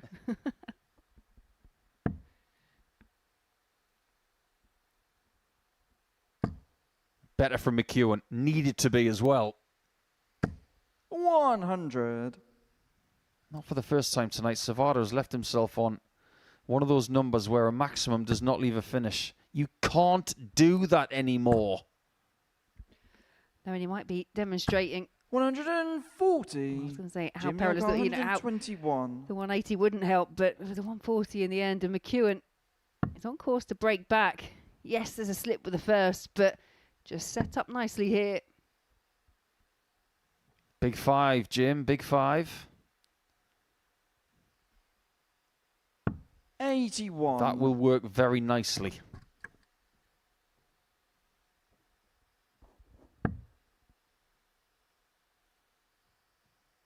For this to be as simple as possible in Game 10, McEwan is going to have to win this game. 59. Jim, you require 40. And if he does that, someone is going out on 8 points tonight.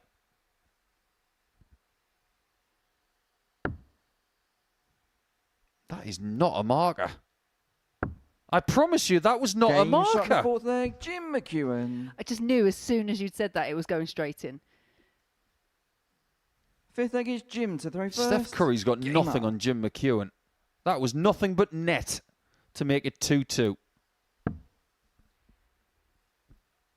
But we are now back at a level game. We are back on throw. 100. But this has just felt like a bit of a struggle tonight for Jim McEwan. Could be the last time we get to chat about where Adam's at with his game. You look at some of his numbers. 140. Maybe he was disheartened by the fact that his first game in the group was 100 average and a loss. But since then, his numbers haven't been great. 180. That's been better in this game. And for the second consecutive day, Jim McEwan has got 4 180s against the American. 39. Yeah, as you say, Adam Sevada, when we go back, say, a couple of years, and I've spoke to people from the CDC and in North America, you know, he is a name that everyone mentions as being this kind of next big thing to come out. We're seeing good things from him, but just the ability to kind of cope with the levels that have been he's had to play against, that's where things haven't quite gone as well for him. This is a relentless format. When things don't go well, you need to be able to bounce back quickly. Junior Cole 136.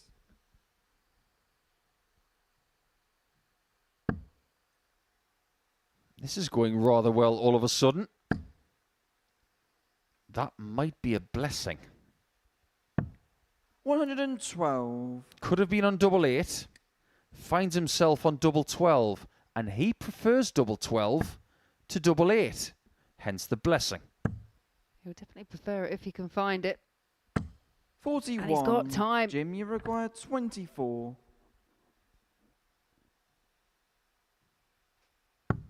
He's playing beautifully Game shot now. on the fifth leg. Jim The average in the McEwan. match means nothing.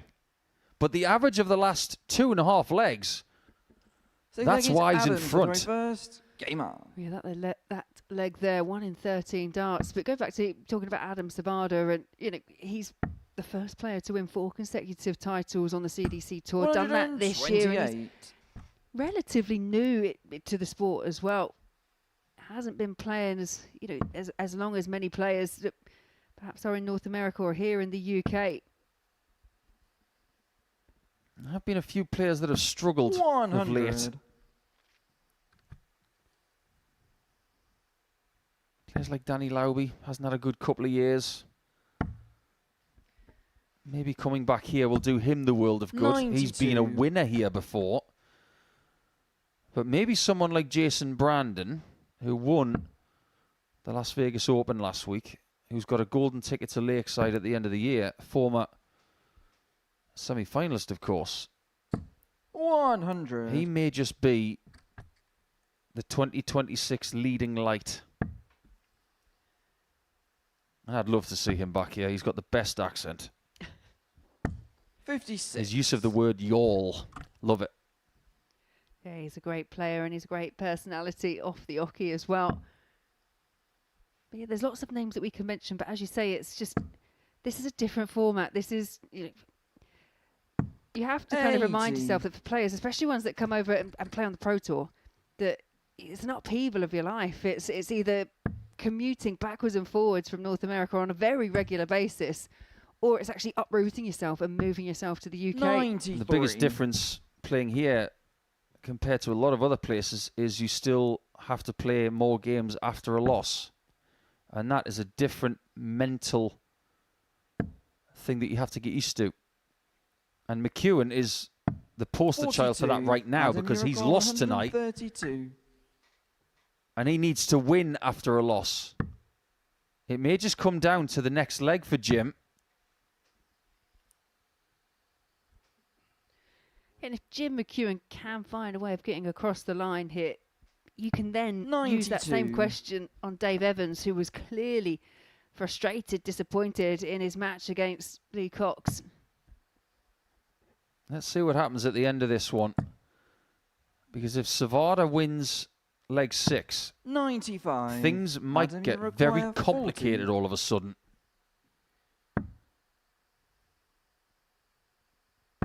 Game shot in the sixth leg. Adam Sevada. Hold on to your hats, everyone. Because if McEwan loses this next leg, he's going to have Seventh to and final leg is Jim to the very demolish first. David Game on. Evans. He needs these 2 points to make sure he's got ultimate wiggle room in what could be a shootout. But if he loses this leg, it's not going to be a shootout. He's going to have to win by a margin. 95.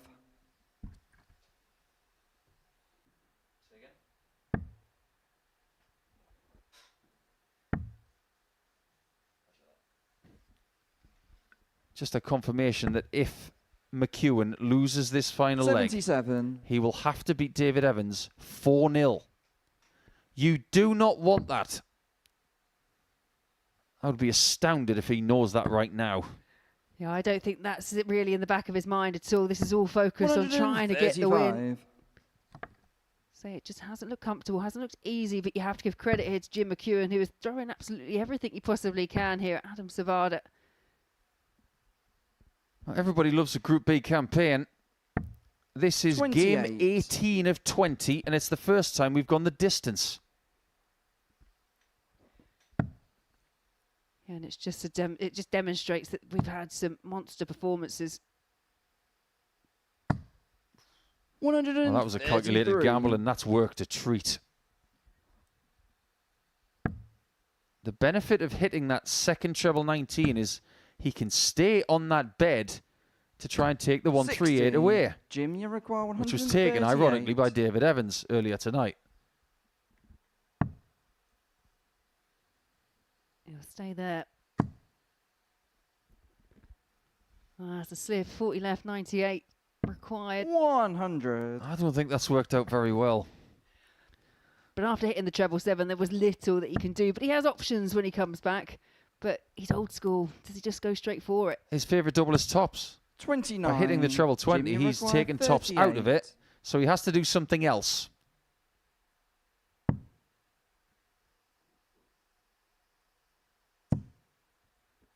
Well, the play here is to split it. Yeah, I agree. But he's not looking like he's going to. He's trying to open up a bit of an angle. No score. He loves double 12. Why didn't he go for a 14? Just a little gesture there for Adam Sevada, who's way back on 307. I think he was indicating, don't worry, you've got a bit of time. 85. We've still got some time. Jim, you require 38. Now what do you do? He splits it this time. And he hits it. And the match. So it will be a shootout in game 10 after all. The first 7-leg match of this entire group goes the way of Chucky, who gets his first win of the evening. McEwan Evans, the winner, will go through. And unfortunately for our American friend Adam Sevada, he will be at the foot of the table on 0 points. 2 more games to go.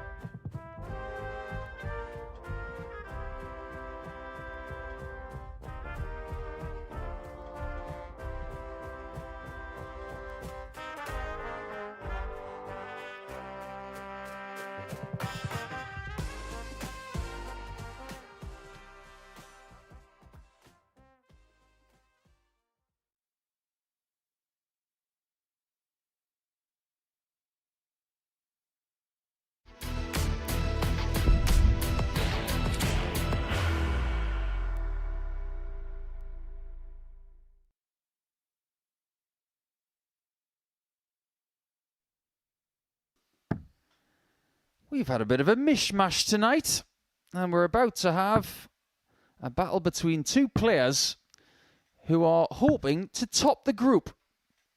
Henry Coates has been at the top of the group all night long, including overnight. He has not relinquished that position at any point, even when he was losing one of his matches a little bit earlier on to David Evans in a bit of a scrap. He has made sure that he's in the #1 position, but he will relinquish that if he loses to the undefeated Lee Cox from tonight. He's through alongside Henry. First leg is Henry to throw first. And at the end of this, it will be one space left, and that will be Evans or McEwan. Does it make any difference if you win the group for your confidence, Laura? 180. I mean, it's nice to be able to top the group, isn't it? I think that's going to be the key focus for both of them in this match. And do bear in mind, yesterday, the only loss that Henry Coates suffered was at the hands of Lee Cox. So Lee knows how to get past him. Yeah, you're just playing for a bit of pride up there as well and just jostling for position. 180. He's playing for something else now. Indeed. He's playing for something that Lee Cox has had on this stage. 45. Henry, you require 141. Unleash it, Henry. Not even a flicker of emotion as he sets up a possible 10 darter. Yeah, it's beautiful setup play and great sportsmanship.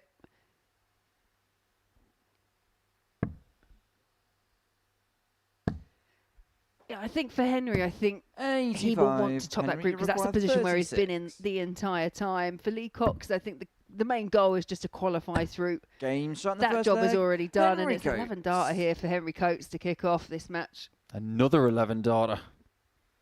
Second leg is Lee to throw first. Judging by the amount of darts we've witnessed from him this week, I'd make that at least 4 of them. Yeah, the other thing I would say 47. is he's very much a night owl when it comes to getting the best performances out, and obviously everything in terms of the final all kicks off tomorrow evening at 7:30. Yeah, I think Henry's parents have a genuine problem now. Because anytime they say to him, it's past your bedtime, he'll say, I play better at night. I mean, he is 19. It's fine. 140. That's still at a bedtime at 19. 57. I had a mortgage.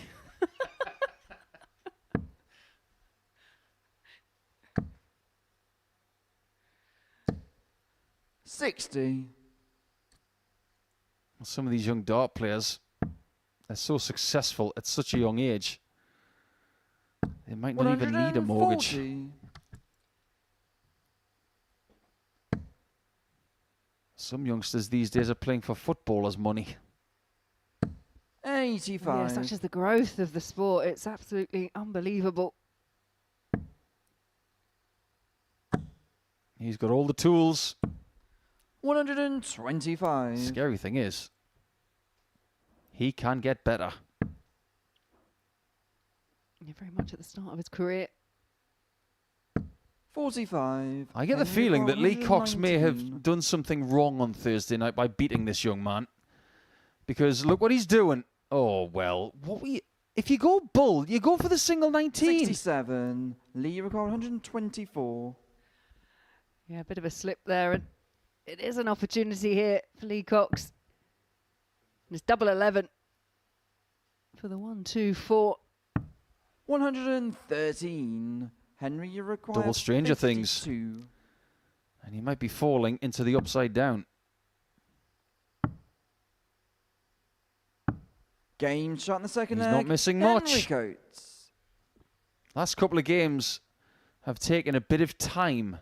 Third leg, it's Henry to throw first. But predominantly in this group, we've seen fast, effective performances and an awful lot of 4-0 95. action. Well, the game that Lee Cox has been involved in has gone 4-1 so far this evening. I mean, if that's the case, it's going to go the way of Henry Coates. 7 4-0 scorelines. 99. We've had 18 completed games. That's unheard of.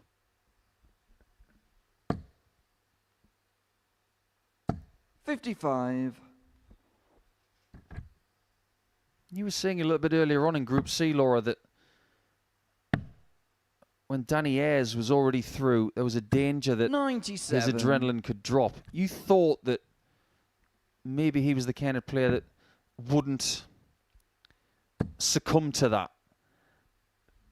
I was just about to say that Lee Cox looks like he is, but that 180 puts me in my place. No, but out of the two of these, I would agree with you. I feel like Lee Cox, his ultimate goal, it doesn't matter where you finish in the group necessarily. It's more to do with the fact that you just want to make it through to Saturday. That's the job done. Second position in this group is not exactly the end of the world, because that means you're not up against the people from Group C in your group on Saturday night. Good recovery. Game shot in the third A leg. brilliant Henry recovery. Coates is cruising. Fourth leg is Lee to throw first. Game Lee would be having an undefeated night if it wasn't for that pesky kid. Coates once again, he's averaging in excess of 100. 60. Lee Cox has just been that one throw behind several occasions. 131.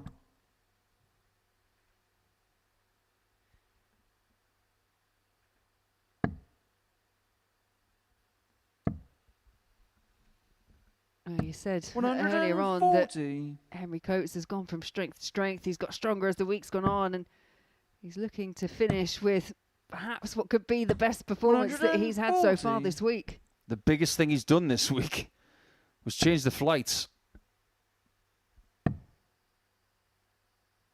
I get the feeling his equipment manufacturer are going to be getting a very large order on Monday morning.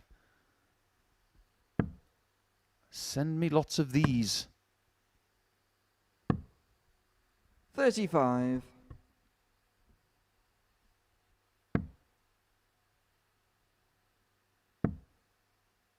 You might wonder why he went for the bullseye there, because if he found the bullseye, he would have left 170. He's cruising past that mark. 105. Lee requires 75. Does Lee take us to leg 5?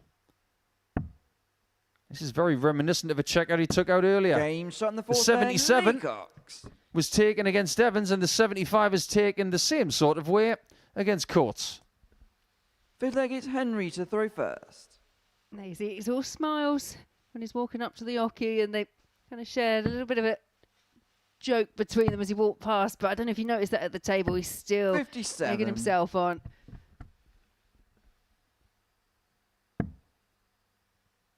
You don't want to go into Saturday night off the back of a loss. 100. But imagine if he came back and won 4-3. What would that say? Well, it would demonstrate he can win from absolutely any position, because, to be fair, he hasn't been pushed particularly tonight. Yes, Dave Evans had chances, but couldn't see off the legs. This is magnificent. 121. A little bit better than earlier. This time it's 5 perfect darts. He wouldn't mind being one of those characters 94. that's got multiple 9 darters on the stage. People like West and Heenahan. But look what Coates has left. He was looking to leave that earlier. 140. Henry requires 170. Not to be. 98. There may be Lee more requires legs in this 60. contest. Yeah, and this would be for a breaker throw. Tops the target. 40. There may Henry not requires 72. be any more legs. 6. Game shot. Henry and the Coates match. Henry Coates is the top guy in Group B.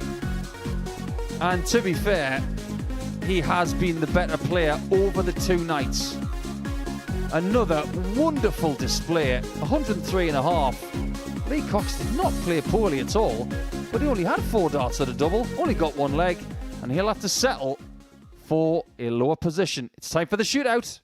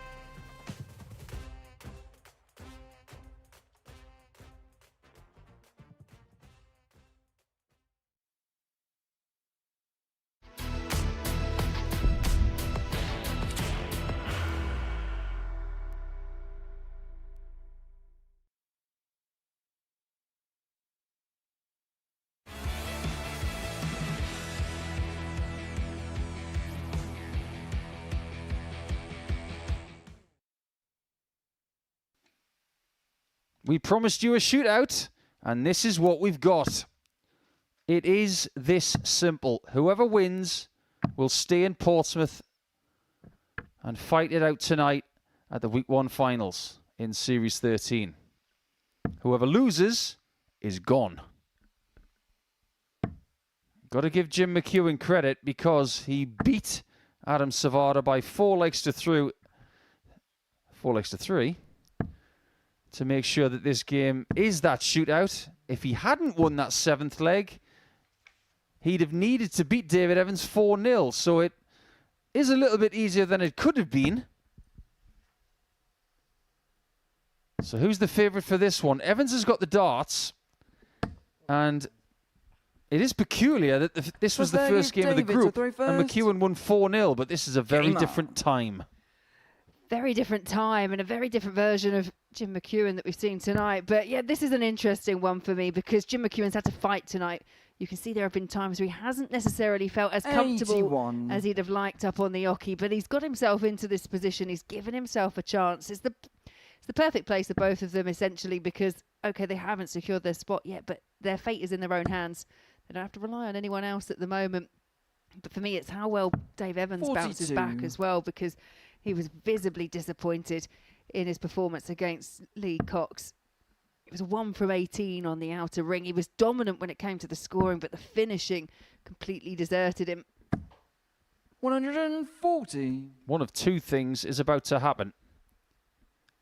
We're going to lose one of our former series winners, or we're going to lose a 2-time weekly champion from 2025. 100. We are starting the new year with some very interesting stuff. But I'm with you, Laura. I think this is all about David Evans and how he bounces back, because if he is still stewing from Game 7, 140. he might be getting Jim McEwan at the wrong time. I agree, and I think, again, the scoring phase for Evans is it's good. It's always good for me. It's just how the tell will be when we get to the finish. If he does happen to miss a couple, even if he's got time on his side, it's how he deals with that. 40. Interesting. Change of tactic. Game shot on the But first that's leg, not changing David because he adds Evans. another massive finish to his collection. This week has been all about that. Game on. But there have been too many games where he's had a finish like that and still lost. Maybe this is where things turn. We are yet to get a maximum in this game, albeit we've only had the one leg. We've had 65 180s in this group. That is an incredible effort. Do you want to hazard a guess, Laura, as to what the record is for a Group B over 2 nights? Well, I'm presuming it's over 65. 43. If my kids were listening, they would implore me to say 67 and 67.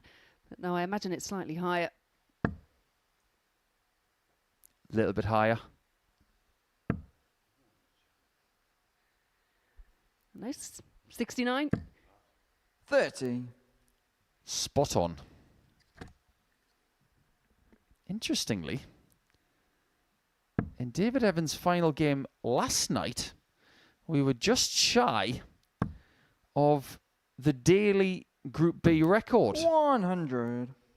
And in his last game, he found 4 maximums and Sevada got 1.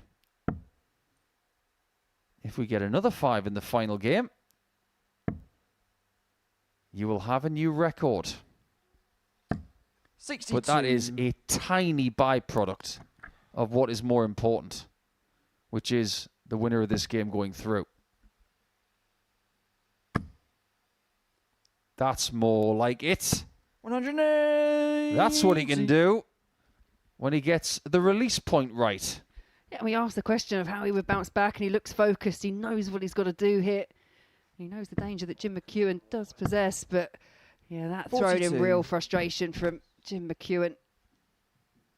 I think it's been one of those nights for Jim. And I think it's also born of the fact that he started the group so well. He was in such a good position coming into the proceedings. He was the second favourite when it came to who might top the table.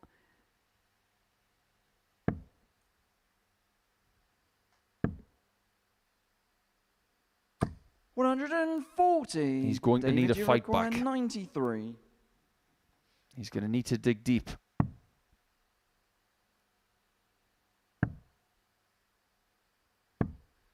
$53. Strangely, I think Evans is getting a little dose of his own medicine here. He's feeding off the frustration of McEwan, when in fact it's Evans who's been feeding that to other people this week. 135. Yeah, David, agreed. you require When you're in the 40. moment, it is hard not to do it, but it's something that you learn over the years. This is a massive dart. Look at where McEwan is all of a sudden. Game shot in the second leg. David Evans. Middle part of the leg, McEwan thought this leg's over. It wasn't. And fair play to Dave. David to throw first. He found a crucial double Game 10 on. to take the 2-0 lead. It could easily be 1-1 if he'd missed.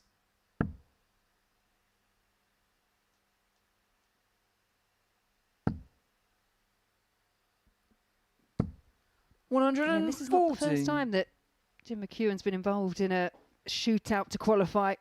Back in season 11, week 11, against Jensen Walker, he actually beat Jensen 4 legs to 1 with a 91 average, so he knows what this is all 29. about. But we just haven't seen that kind of level in terms of, you know, average and consistent scoring from McEwan. Evans is holding it together. 59. And so far, Jim, not so much. Ask yourself this question. If you're playing on any circuit in any league, there's always going to be a player that is more difficult to play against because of how they play, what they do in between throws. How do you beat them? You let them do their thing and you do your thing. And you create 98. distance between the two things. Ask anybody who's played Richie Burnett on the Pro Tour.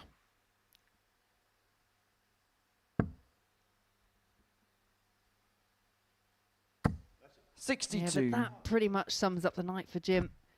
Kicks off with 29, then comes back with a 180, and then does find a treble 20, but alongside 2 single ones. Feels like he needs to iron out a few things with the skinny darts. The 180s are in there, but the in-between scores have got to get better. It's just getting the feel right, isn't it? It's a bit all or nothing.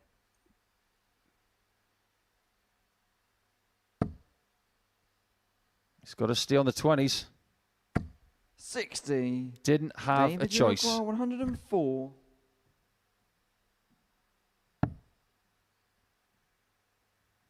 Now what do you do? Didn't get greedy. Didn't go for 64. tops. Jim, your car 170. And he did the right thing. But you feel Jim McEwan just needs something like this, an absolute showstopper. Another one in there for the ball for a 170 and a break, a throw. 145. Ironically, he was trying to hit David, you a require 170 40. finish against the guy who's got 2 of them this week. Game shot in the third Evans leg. is not missing David much. Evans. Just when he needed one of his best performances of the week, Four-legged he's Jim finding to it. play first. Game on. Started with that 140 finish on double 16. 98 average. 3 out of 5 on the doubles. This is really good considering the circumstances. Yeah, you have to give full credit here to David Evans. 95. Keep playing like this. Leave the shiny shoes in the bag. Told you, comfort's the way forward, 100%. I'll let you tell him that. 57.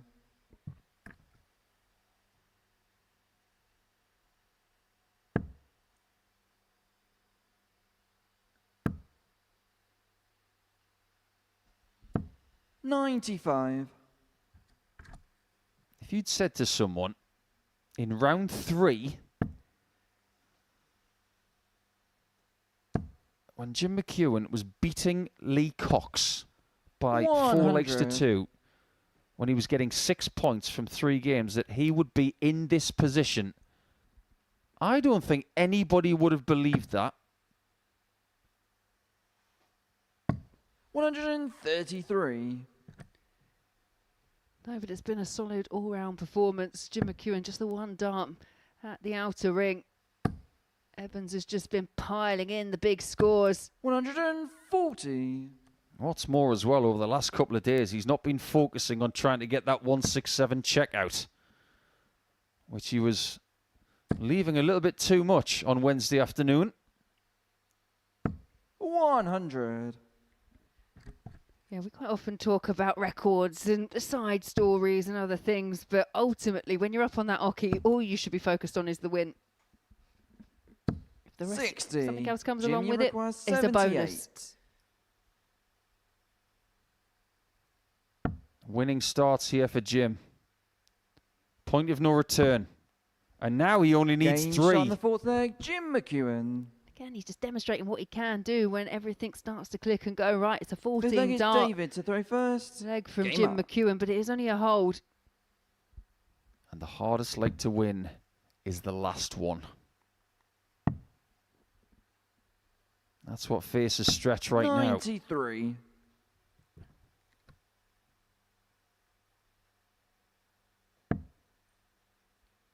I wouldn't be surprised if Coates and Cox are already out of the building.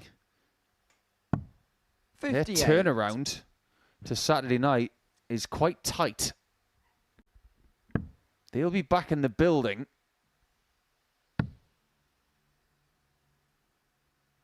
in 96. maybe 15 hours' time. That's one of the drawbacks of playing Group B. Finish late, and then you have to come back the same day. 60. Again, this is where the experience can tell for players that have been in that situation before. You go back, you make sure that you have enough rest, enough sleep overnight. Come back as refreshed as you possibly can. 43. Sleep all day if you have to.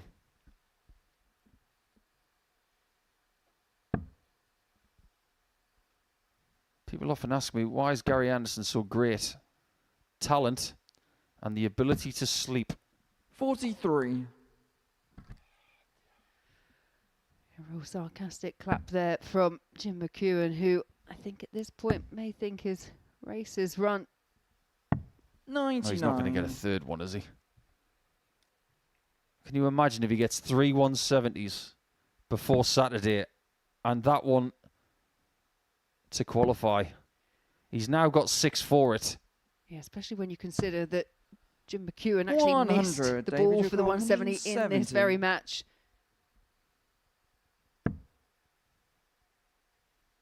Maybe it's a good thing the temptation's been taken away. 134. Stunning. We asked what he could do under pressure. He hasn't won the leg yet. He's done everything very well to this point. 140. David, One more double, 36. and McEwan will be gone. Double 9. 18. It's not over yet. Jim, you require 100. This to rescue the situation. And it's 2 darts in hand. It's tops the target.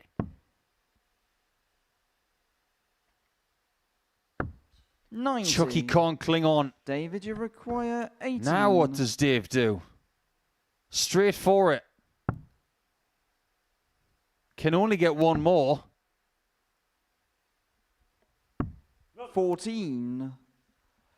Jim, First you require audible 10. sign from Stretch of the frustration. This game is not over. No score. But it might be now. David, you require 4. The quest for a 3rd weekly title in Portsmouth is Game still shot alive. of the match, David Evans. David wins the shootout, and the Series 5 champion will not have a crack at Saturday night this week. Look at that. 5 days of really hard work for David Evans. We are going to get a chat with Dave at the end of this group. He thinks it's relief, but at the end of the day, he had to win the game, and he did. And he won it by 3 legs. That's the end of Group B. Stick with us, because we will have the Underboss show after the break.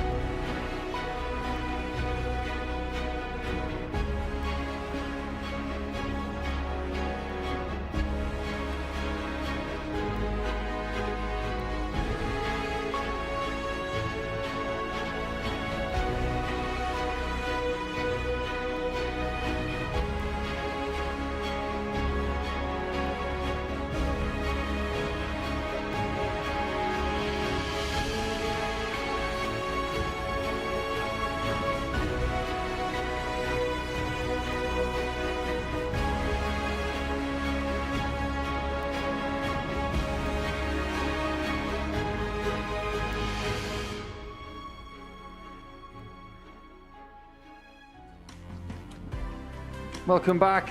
We have our lineup settled for week 1. And if you want to be here on Saturday night, we'd love to have your company here in Portsmouth. But David Evans is through. He won the shootout against Jim McEwan in that last game. And Lee Cox and Henry Coates, who did duel in the penultimate game, that saw Henry Coates winning the group and on 12 points with a very superior leg difference of plus 16 as well. So Cox and Coates are through, and David Evans is through as well. Dave is joining us in the studio with Laura Turner. That was quite an eventful group, Dave. Tell us about it. Yeah, it was very eventful. Starting off from yesterday, I thought, can we better that? But turns out today it was a little bit less than what we did on the first day. But yeah, nip and tuck, and I mean, it was... yeah, scary. 23 games this week. You've gone through this process many times before. You're one of the original guys from the very first year of this, from 2020. Yep. It doesn't get any easier, does it? No, absolutely not. The standard of players that started off, myself, Richie Edhouse, Fallon was there, and quite a few others, yourself included, I believe. I think you played as well. Yeah. To go from that and then carry on playing, and then you see the standard of players that are coming through, including the youngsters, is just phenomenal. It's nice to sail through to Saturday night, and David has done that before by winning Group A with 28 points out of 30. But it's a very, very different week, this, isn't it? Very different, yeah. We mentioned before, didn't we, that the table was tight even from yesterday going into today, and we thought there could be, a little bit of jostling when it came to the table. I don't know if I'd necessarily predicted it to come right down to the very last match, because it doesn't always happen that way. But you've got to give kudos to Dave, because after the disappointment of losing to Lee Cox in his penultimate match, to bounce back in the way that he did, no, it really was. It was special, because Jim McEwan, although he wasn't finding big scores all the time, he's always a dangerous player, and he proved that yesterday. A lot of people tend to say about tall dart players, Dave, that they're very good at the top of the board. Well, the bottom of the board tonight has been good to you tonight, because you've hit 2s, 3s, 19s and 7s. So the bottom of the board's been really good to you. Yeah, it has been, and it's just that sort of mentality in my brain that if you have got a double that's at the bottom of the board, attack it straight away. Because if you mess around with it, it'll end in double one, basically. So yeah, got to attack it, and that's the main thing. One thing about your week that we've seen a lot of are ton plus finishes. Mm-hmm. 2 170s, a 164, a 161. You haven't quite got everything at the top of the ladder. No, yeah. But now you're going to get the chance to get even more on Saturday night. You could even get your 3rd weekly win. Yeah, absolutely. I've had the 2 weekly wins, played well. I will say, obviously, Jim, fantastic player, and to beat Jim to actually qualify is a really good win, because Jim is one of those players that you don't know what's going to happen. He's either going to be there or he's going to be there, basically. He's always going to be nip and tuck. But yeah, hopefully my finishing comes out again, but I bring the scoring along that I know I'm capable of with it. If I can do that, great. First game tonight, 107 average. Mm-hmm. Does that give you enough confidence to say that you can get off to a big start on Saturday night as well? Yeah, absolutely. Yeah, I know I'm capable of those big high averages. I think last time I come down 120 against Merv King, etc. And I know I'm capable of putting those ton averages in. But yeah, the finishing this week has been my forte, as you say. Well, this is what we had from that game, Laura. 107 average. That's 14 darts a leg, 80% on the doubles. But poor Adam Sevada, everybody was taking him out this week.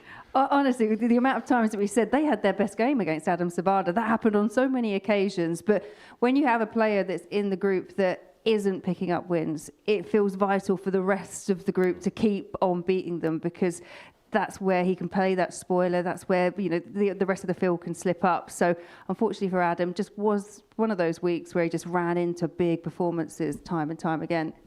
Just like Dave, Henry Coates goes through. They both played in Group A, and they've both improved from the first 3 days to the last 2 days. This young kid has got a lot of talent, but he's been transformed by the change of the flights and playing in the secondary group. Yeah, you mentioned the change in the flights. Obviously, that was back in Group A, but then coming into Group B, I think we just kind of said, feels like he's a bit of a night owl. Feels like he's just come to life when, he's come here. It's a later start. It is difficult for some players to actually get up and get ready for a 9:30 start. It's not natural for a lot of dart players. So the fact that he's come here, he's had the disappointment of not playing very well in Group A, considering what he can do, but he's come here and he's proven exactly what he can do. How good is he, Dave? He's 19 years old, and I'll be honest, if he hits his full potential, he's capable of doing what Luke Little is doing. And I'll be honest, that's me being out there. Yes, Group A, he had different flights on. He went to I think it was the Unicorn Forged flights, and ever since then, he's just gone from being down here to up there. So if he can carry on doing what he's doing, there's no reason why he cannot go there and have a good battle with us all tomorrow night, and then potentially win the Champions Week, and then go and get his tour card after that. Now, one thing's for sure, Laura, Dave has won on a Saturday night twice. Henry Coates has won the Rising Star week. And Lee Cox is through. He hasn't won on a Saturday night yet, but he would dearly love to. Oh, absolutely. And Lee Cox is one of those players, we said it time and time again, he normally leaves it till right to the very end to actually to secure a place in Saturday if he, and sometimes it just goes by the wayside. We've said that about Lee, but the fact that he's managed to qualify earlier this time, and he's looked comfortable, he's looked confident on the oche, he's looked really settled really quickly. So, yeah, there's a lot that he can take going into Saturday as well, but it's going to be a tough old evening for anyone who's going to put their hands on the trophy. Well, Lee's got 14 appearances here, and he hasn't got a great deal of Saturday experience. Not as much as Mr. Evans, to your right, and definitely not as much as some other players who have played here, but it's going to be a difficult night for everybody, isn't it? Definitely, yeah, and it should be. It's the finals night. Everyone's worked really hard to get to that place, but we know when it comes to a Saturday, anything can happen, and anything, well, quite often it does, but it's all about the performance on the night. Everything that's happened previously, that just goes by the wayside. Yeah, England's having a rather good week with Coates and Killington, and various sections of the country are represented here. And looks like Steve Green's out on his own for Wales, but he lives in England, so there you go. Are you keen to see who's in your group, Dave? Yeah, to be fair, I mean, looking at that, I've obviously got to know Henry this week. I've known Lee for a while, but the rest of them, George Killington, I've known for a lot of years, and Danny and Steve Green, we have a media company, which is Robin Ellison for Apex Media. He does all our media, and we're all in the same Apex Media group. So he's going to be happy because he's got me, Danny Ayres, and Steve Green to put forward for his media. So yeah, fair play to him. I have to say this, Laura. Group 2 is looking dynamite. Coates, Ayres, and Evans. That is something special. Well, you've got the player that dominated in Group C, in Danny Ayres. Then you've obviously got Henry that we've spoken about so far this evening, seen what he can do. And then you've got Dave, who is the player that's actually had the most success up on that stage as well, and has also posted big numbers this week. So yeah, that's a hard one to negotiate. So, whoever gets through it, they would have worked hard for it.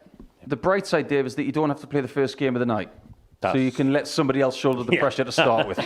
Absolutely, yeah. Nobody likes to go first. So yeah, see how they go on, and then I'll follow it on after that. Well, these are going to be the fixtures on finals night. George Killington winning Group A. He's got Steve Green first, and David Evans will be second game against Henry Coates, and that will be your 6th battle of the week. How much would you like to play him 7 times? Because that will mean you're both in the final. Well, absolutely. Like we say, he's 19-year-old. Do I have the experience on top? I would like to say so, but he is one quality player.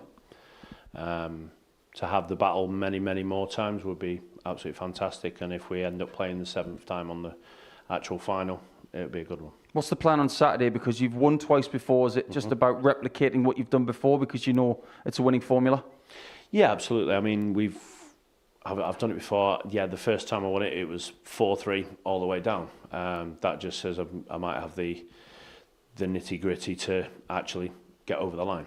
But then, yeah, you've just got to keep going, do exactly what we're doing, and move forward from there. Well, congratulations, you had a fantastic week. Laura, looking forward to seeing you on Saturday night. Thank It's only a few hours away, and we've still got plenty coming up here on the Pluto TV Modus Super Series channel. But we've got a break of throw with former champions Andreas Harrison and Jim McEwan, who has been eliminated tonight, unfortunately.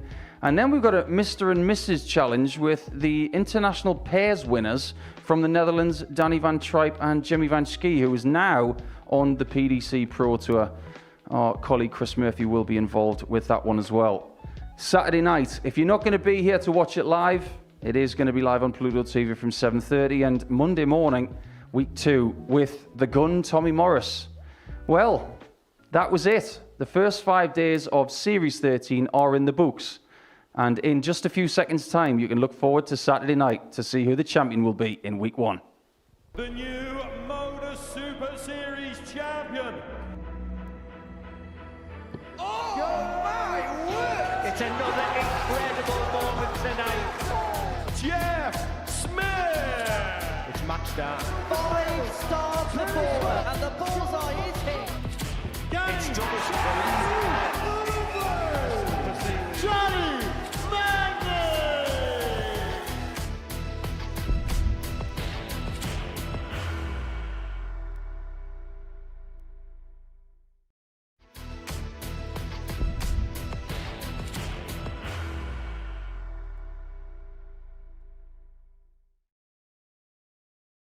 14. He will be disappointed with that. He wanted to have Graham one dart. requires 20.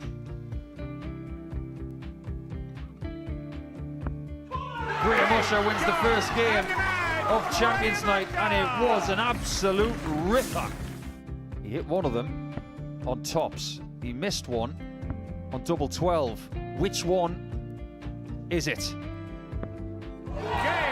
It's the hit! Outside opportunity for Andy Hamilton.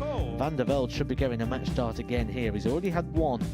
Mr. Dart at tops for the match to win 4-1. And the Dart at double 16 gets the job done there for Jurgen van der Velde. He gets over the line with a 4-2-6. Did he go for tops, or did he just overshoot the single? Jimmy doesn't care. Jimmy just looks to eat this up to make the semi-final.